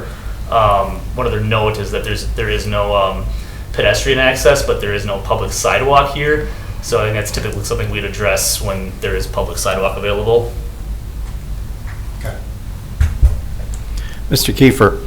Could you have a more expanded aerial view of that exactly, and where, I didn't see anything in the, so what's the closest cross street? Snell. The Snell. Snell's to the south. The south of that. There's the dog daycare right here, and then there's an existing daycare to the north. And that'll be adequate entrance off of Jackson, that one entrance in the shared access? Yeah, there were no objections noted in the review by the Transportation Department. I have a question, and you may not be able to answer it, the applicant may have to answer, but do you know if there is a formal educational component associated with the daycare services? Yeah, I think it'd be a question for the applicant. Okay. Any other technical questions for staff? Okay, I'm seeing none, so I will have a public comment period here as well, and open the public comment period and request a statement from the applicant if they so choose. Is the applicant here, and do they wish to address us? The applicant is here, and we're happy to answer any questions. Can you answer whether there is a formal educational component associated with daycare? And you would have to come to the podium, please.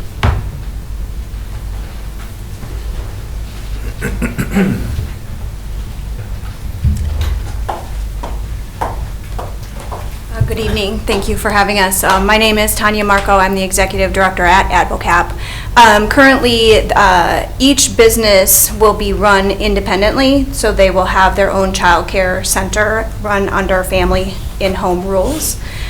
With that, because we run a Head Start center in Fond du Lac County, we have curriculum that we can share with them and work with them.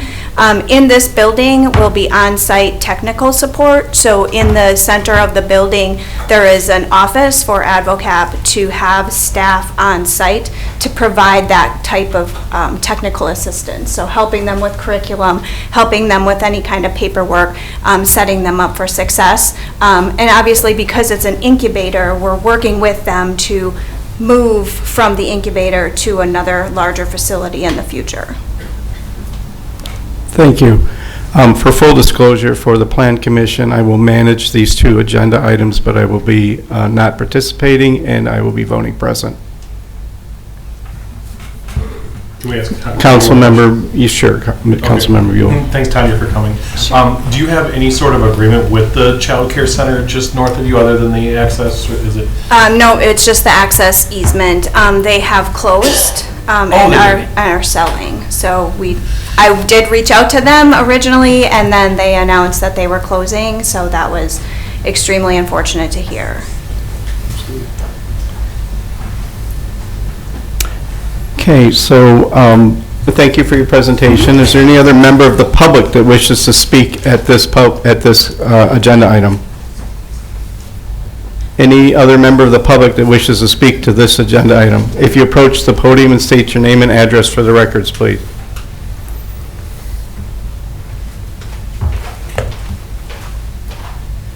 Casey Fedor, 3801 Somerset Way. And I have a few questions. One, with with the way the property is laid out, it was shown to address the flooding issues since they're taking all of the grassland and they're going to be putting buildings and pavement on it, that they're going to build a retention pond basically on top of where pavement already is. How is that going to help keep water there if there's, like, I'm not in paving. I don't know how much is already compressed there, how the water is supposed to go there versus absorbing around the daycares and flooding back into our yards where we already have flooding back there. So that's one of my concerns. I'm happy to hear that they're going to be putting up the privacy fence, but I have a concern because the wind blows from the west to the east and it blows with hurricane force. Soper down the street has a 6-foot privacy fence that has been blown down twice from the wind. Right now it's in shambles. And my concern is our property is right behind where it looks like they're going to be putting the dumpsters. So it's all pavement that's gonna blow down a wind tunnel between 2 buildings that's gonna blow everything out into my backyard. Concern my autistic child and my pets and us are back there, you know, if that, granted, hopefully we're not out there when it's blowing really hard, but the wind's always blowing. And so wondering, you know, what extra work they're gonna do to make sure the fence isn't blowing out like that. Also concerned with the way the wind blows from the west to the east with the dumpsters being there and 8 mini daycares gonna be throwing all their dumpsters in this one dumpster right there. And the wind tunnel blowing into our neighborhood, like if that could be behind the thrift shop or behind the daycare somehow, move to where it's blocked out of the wind.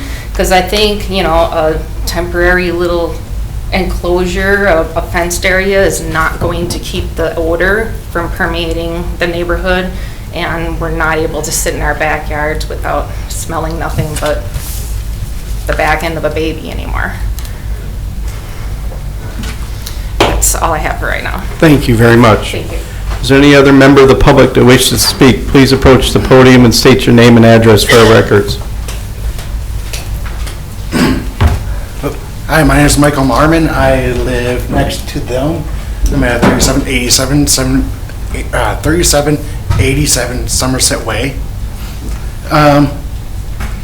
When will this construction start and how long will it go on? That's one of the questions that we have. The flooding, well, she addressed that. Our yard does get flooding. We do have, my wife does have a lot of garden, a big garden back there. We have a lot of trees back in our yard that are brand new, and flowers that we have back there, and a shed. That stuff does get flooded every year. Now, if you guys can raise up that lawn, the grass behind us, over the berm, our yard's gonna get even more flooded. How are we gonna adjust that? What are we gonna do about that? Because that's going to go into our basement. We're in our basement. The smell, I mean, I just did the math. That's 300 or 256 kids. That's gonna be a lot of garbage, a lot of diapers, a lot of waste food that's gonna go into the dumpsters. That's gonna attract a lot of wild animals. What are we gonna do about raccoons? What are we gonna do about all that stuff that's gonna happen, that's gonna affect our yard? We have 2 dogs, we have a 2-year-old daughter, and I don't really want to have wild animals, raccoons, foxes in our backyard. Even if there's a 8-foot fence, there's still going to be travelers into our yard from the smell that'll be attracted from them. That's about all I can really think about. Yep. Thank you. Thank you. Is there any other member of the public that wishes to speak on this agenda item? Is there anybody else that wishes to speak on this agenda item? Okay, I'm seeing none, so I'm going to close the public comment period and ask if the applicant would like to make a closing statement.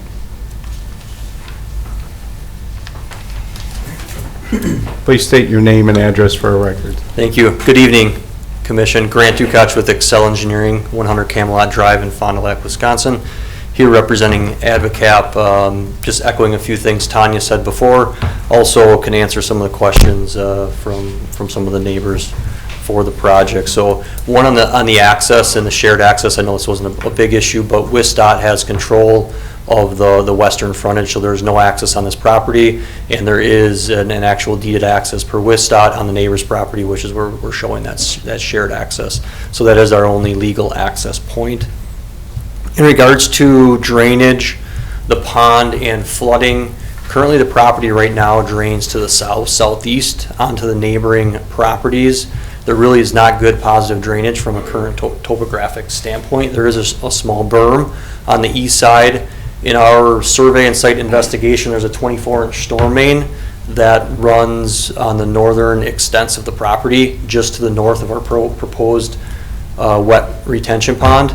That is the regional drainage facility, and therefore the location of our stormwater improvements are immediately adjacent to that, so all the stormwater runoff will flow to that pond and then discharge to that underground infrastructure.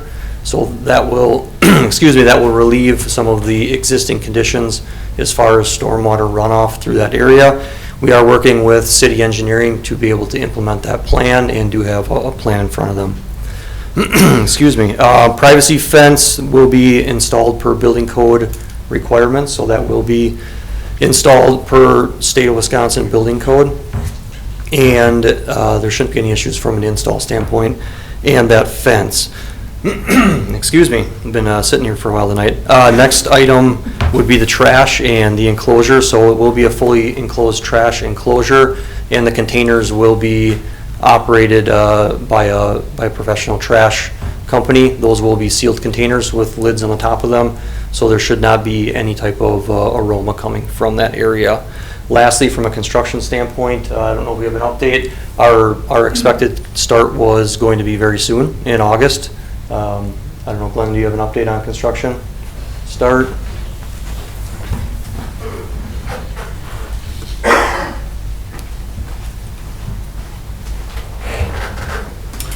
Hi, Glenn Elmer, Addison Jones Real Estate, Signature Homes, 1028 South Main Street, Fond du Lac. Construction schedule was tentatively planned for an August start date. There has been a delay to that schedule, looking at pushing that probably into sometime in September or early October.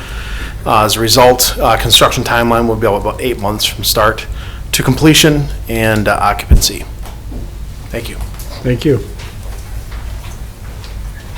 If there's any further questions, we'd be happy to answer them. Thank you. Thank you.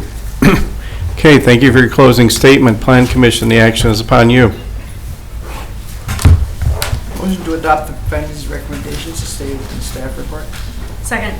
Okay, we have a motion and a second. Is there any discussion on the motion? Councilmember Buell. I feel like I'm leading us off on a lot tonight. Sitting on City Council, some of the magic words for me working in my previous nonprofits are more daycare and more housing. And so tonight has hit both of those. I'm a little confused by some of the aroma concerns, considering that there was a daycare that was right there that is, sadly, I just found out closed. I didn't realize that it was a daycare that's no longer operational, but especially considering that that is closed down, I will be supporting this wholeheartedly. Daycare is one of the #1 items that we need in this city, and more of it to make it more affordable. Any other discussion on the motion? Ms. Davy. I'm pretty sure I know the answer to this, but an easement does travel with the property, not with the business, right? I mean, it's attached to the property. Correct. Okay. So it didn't matter that the daycare next door closed, they could still get in. Yes, city still has the rights. Any other discussion on this motion? Okay, I'm seeing none. We'll have a roll call vote, please. Ms. Davy? Aye. Mr. Lowenstein? Aye. Mr. Bowen? Aye. Ms. Shireman? Aye. Ms. Prom? Aye. Councilmember Buelow? Aye. Mr. Rucker? Aye. Vice Chair Kiefer? Aye. Chairman Perry? I am present. Motion carried 8-0 and 1 present. Thank you. Item 6B is a specific implementation plan for daycare facility located on the east side of Jackson Street, north of West Snell Road. Advocap Incorporated is the owner and applicant. Additional site inspections or the same? Same. Thank you. Those are noted for our record. I will accept the staff report as part of our record. Please present your summary. Thank you. So this is the SIP for the initial phase, which is the first daycare building. Same site plan. Again, 32 children at a time with 4 to 6 employees per shift. The initial phase shows 31 parking spaces, which exceeds the maximum of 25 in the initial phase. Staff is supportive of a BSM to allow the increased parking, again, as the additional stalls are needed to accommodate the pickup and drop-off times for the children. The first phase includes the 3 solar structures behind the building, and it's also surrounded by a 4-foot-tall black coated chain link fence around each of them. Again, the refuse enclosure is located to the north of the building, and it will be constructed of masonry to match the building. So, and here's the landscape plan. So, as noted in the GDP, the building foundation landscaping is being met for the initial phase, as is the paved area requirement. Street frontage is also addressed as part of the GDP to maintain the existing street frontage plantings. Yard landscaping is being met as well. And again, the buffer yard was met through the GDP with the solid fencing running along the property line. Here's the proposed facades for the daycare building. So it is meeting the Class 1 requirement for both the front and side facades of the 50% Class 1 materials. Also for signage, they're only showing signage as being the on-building signage for the front facade, which appears to be well within the maximum of 1 square foot per linear foot of building frontage. And here's kind of an example of what those solar structures would look like. So with that, staff recommends approval of the SIP with the findings and conditions in the staff report. Thank you very much for your report. Plan Commission, any technical questions for the staff? Any technical questions for the staff? Okay, I'm seeing none, so we're going to have a public comment period, and I'll open the public comment period and ask if the applicant would like to make a statement. The applicant is passing, so now the public comment is open to any additional members of the public. Is there any member of the public that wishes to speak on this agenda item? Approach the podium and state your name and address again, please.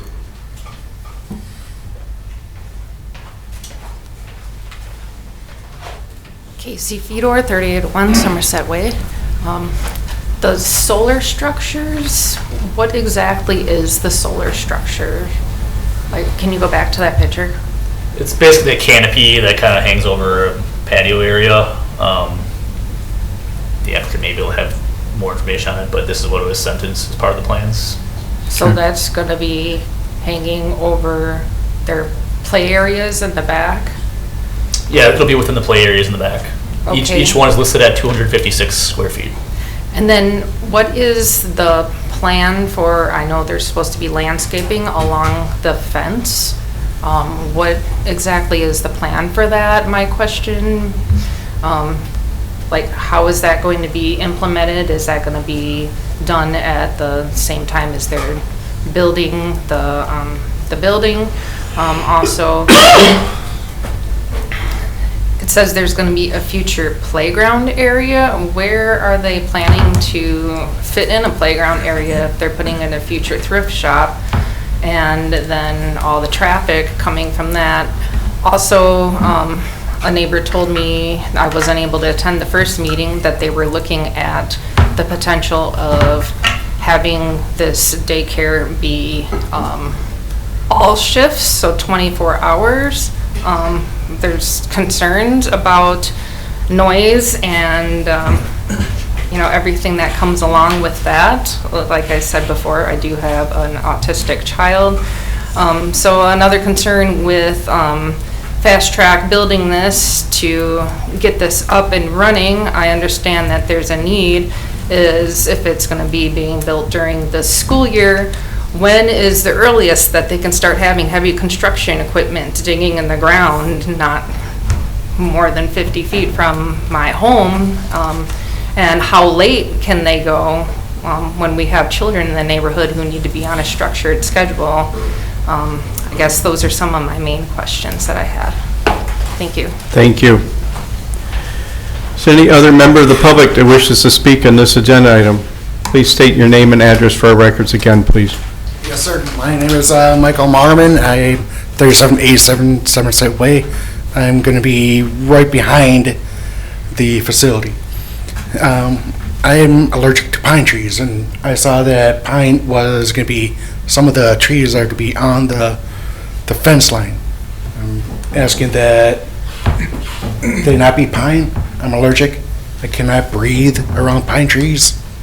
And I would like to be able to be in my yard during fall time when the pine starts falling and the sap.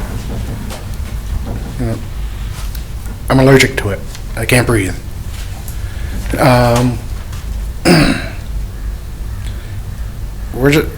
Me and my wife are not really keen to this because the fence line is going to be about a foot away from our property line. We do have vegetation there that we do, the garden. That is how we get a lot of our food, our vegetables. And if you're going to build that right there, it's going to take away a lot of the sun from our vegetables. We can't grow anything. And that's going to be, detrimental to our family. So I was hoping that this is not going to be approved. Thank you. Thank you. Is there any other member of the public that wishes to speak on this agenda item? Any member of the public wish to speak? Okay, approach the podium and state your name and address for our records, please. Natalie Binder, 3871 Somerset Way. I just have a couple of questions, I guess. One, is there we talked a little bit about the time frame for the daycare. I would be living closer to the thrift store, which at the neighborhood meeting, I guess, hadn't come up quite as much, and so quite a lot of concerns about that. But when would we be looking to add the thrift store? And also with the mention of the flooding, the back of my yard does tend to flood.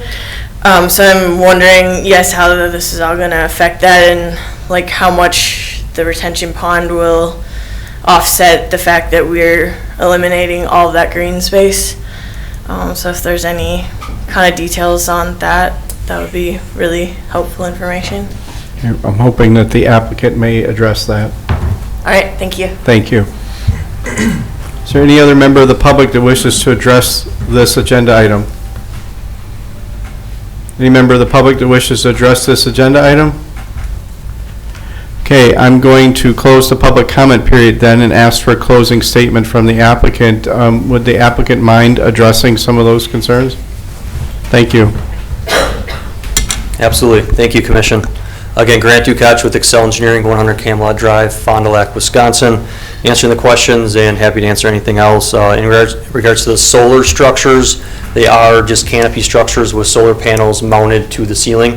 So you're not going to see the solar on top of it. Really just a shade structure, and then utilizing that green infrastructure with the solar panels on top. I know AdvoCap is really pushing for this to be a green facility and have a zero impact from an energy standpoint. In regards to landscaping, all the landscaping will be installed during the first phase, as you can see on the plan up on the screen in front of you. Hours in operation, Tanya can definitely provide some more insight and detail on that. I know that there is not necessarily a definitive plan on hours in operations. On a demand basis, there could be some evening or night shifts. However, I know at the neighborhood meeting we discussed that if it is in the evening, these are going to be children, they're going to be sleeping. It's going to be just like a resident that you're next to. There's not going to be people coming and going. It would be for third shift workers potentially, and again, the children will likely be sleeping and be very quiet during those hours if there's a demand for that. The fence off the property line, I know we're working within city code and city ordinance to provide the necessary buffer within that, and as discussed in the neighborhood meeting and with staff, it made the most sense to put it off the property line and let the neighbors to the east then maintain their property accordingly. So that was discussed. We had iterative conversations about that item. And lastly, in regards to stormwater, so echoing some previous discussions tonight, Oshkosh's stormwater ordinance is one of the most strict in the state, and the stormwater pond is actually sized almost double capacity of what's required for the 100-year storm, which would be the largest storm event that we model from a runoff standpoint, and that can handle all of the storm really essentially with a double factor of safety, and then discharge into that storm sewer to the north. So we are meeting all local and state stormwater ordinances and have submitted detailed calculations to the city for approval. Okay, we'll allow Ms. Tanya to address the final question that was placed out there. Yes, thank you. So this building does have the opportunity to provide 3 different shifts of childcare. We could potentially have back-to-back-to-back shifts, so we would have 24-hour care options if those businesses decide to run those shifts. It's going to be up to each individual business owner. Also, just remember that each of these businesses can only care for up to 8 children. So if they are doing toddler and older, they can only have 8 children. So a maximum of 32 children will be present in this building at any given moment. Thank you very much. Okay, we had a closing statement from the applicant, so Plan Commission, the action is upon you. Motion to adopt the findings and recommendations as stated in the staff report. Second. Okay, we have a motion and a second. Is there any discussion on this motion? Ms. Prop? Yeah, when the gentleman mentioned he's allergic to pine, I'm sure the staff can change out the landscape plants during administrative time. Correct, if they want to make those kind of adjustments, Right. we can approve that. Yeah. Yeah. Thank you. Any other, Councilmember Buell? The only question I didn't hear answered yet, and so I looked it up, and that's the time frame for when construction can start and end. Justin, maybe you can just give me a thumbs up if I'm right on this, but it looks like it's 7 a.m. During weekdays and until 9 p.m. and then 8 a.m. on weekends until 10 p.m. Is that correct? For noise, for when construction can start and end. 10 to 7, Monday through Saturday. 10 to 7 is no noise. Gotcha, okay. So 7 a.m. would be the earliest they could start. Okay. Any other discussion on this motion? Okay, I'm seeing none. Let's have a roll call vote, please. Ms. Davy? Aye. Mr. Lowenstein?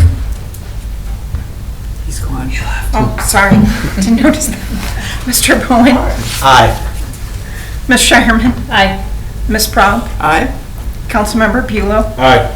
Mr. Rucker? Aye. Vice Chair Kiefer? Aye. Chairman Perry? Present. Motion carried 7-0 and 1 present. Thank you. Item number 7, specific implementation plan for an outdoor storage area at 2750 Vinland Street. 2750 Vinland LLC is the owner. Mach 4 Engineering and Surveying LLC is the applicant. Has there been any site inspections? Okay, those are so noted for our records. I will accept the staff report as part of the record as well. Please present your summary. Thank you. So the subject site is a 38-acre parcel located at the southeast corner of Industrial Ave and Vinland Street. The site includes 5 multi-tenant industrial buildings, loading areas, and associated parking lots. It is zoned heavy industrial district with a planned development overlay. The surrounding area is a mixture of residential uses and industrial land uses. The applicant is proposing to construct an approximately 3-acre gravel outdoor storage area behind the easternmost building on the subject site, which was approved as part of a GDP recently. The storage area will be accessed from an existing drive lane and enclosed with 6-foot tall slatted chain link fencing on the north, east, and west sides, and 8-foot tall slatted chain link fencing on the south side. Code requires outdoor storage areas to be screened from non-industrialized areas with walls or solid fencing at a minimum height of 8 feet. Code further specifies that the storage area shall be screened from residentially zoned property by a buffer yard with a minimum opacity of 0.8. And the applicant is requesting a BSM as they are proposing 6-foot tall solid fencing on the east side of the storage area, which is abutting residentially zoned property to the east. So staff is supportive of a BSM to allow the reduced fence height to 6 feet on the east side of the storage area, as the proposed setback from the east property line still significantly exceeds the 30-foot buffer setback, and the applicant is exceeding the landscaping requirements with new evergreen tree plantings and existing deciduous trees to the east of the storage area along the east property line. The landscape plan shows 97 mature existing tall deciduous trees along that east property line that will be retained, and the existing deciduous trees result in more than 4 times the required yard of landscaping points, as they can be doubled in point value for mature trees, and this serves to offset the BSM request for reduced screening height to 6 feet, as it will provide a significant buffer of the outdoor storage area from the residential property to the east. To accomplish the .8 opacity buffer yard, the applicant is providing a 30-foot wide buffer yard with 6-foot tall solid fencing and 415 tall and medium evergreen tree landscaping points per 100 linear feet along that east property line. Here is a view of the east property line showing that existing buffer with the existing deciduous trees. So staff recommends approval of the SIP with the findings and conditions in the staff report. Thank you very much for your report. Plan Commission, technical questions to staff. Mr. Bone. Real dumb question. Can you go back to the overall aerial? Can you outline with your pointer where we're looking here? I just want to make sure I remember. Yes, that's what I assumed it was. I just couldn't remember from the last one to make sure I knew the sort of the scope of it. And the residential properties, kind of where subject site is written there, that area? Yep. Where is the closest existing housing right now? It's here and here and here, but theoretically, it could be developed in the future in this area as well. Abutting heavy industrial. Correct.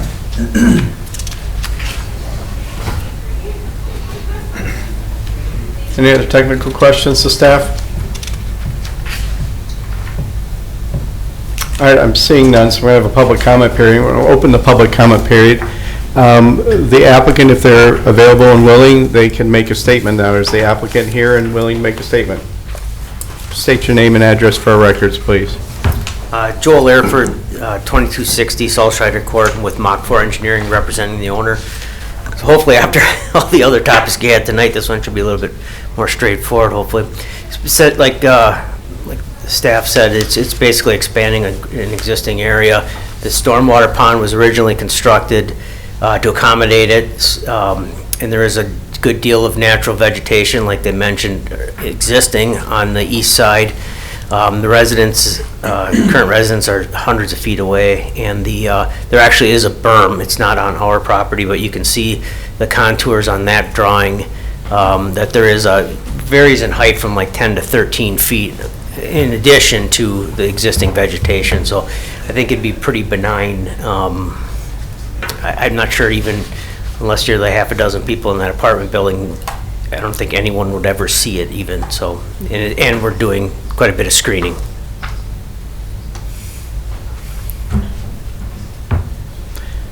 Thank you. Thanks. Is there any other member of the public that wishes to speak on this agenda item? Any member of the public that wishes to speak on this agenda item? Okay, I'm seeing none, so I'm going to close the public comment period. We don't need a closing statement from the applicant unless you so choose. So Plan Commission, the action is upon you. Motion to adopt the findings and recommendations as stated in the staff report. Second. Okay, we have a motion and a second. Is there any Plan Commission discussion on the motion? If I can just make a quick comment, if you don't mind. I just think it's kind of interesting throughout our evening here. We talk about we consume things, then we store them, and then we take them to the thrift store afterwards. It's kind of interesting, the cycle of things that we do in our lives. But thank you, that's my only comment.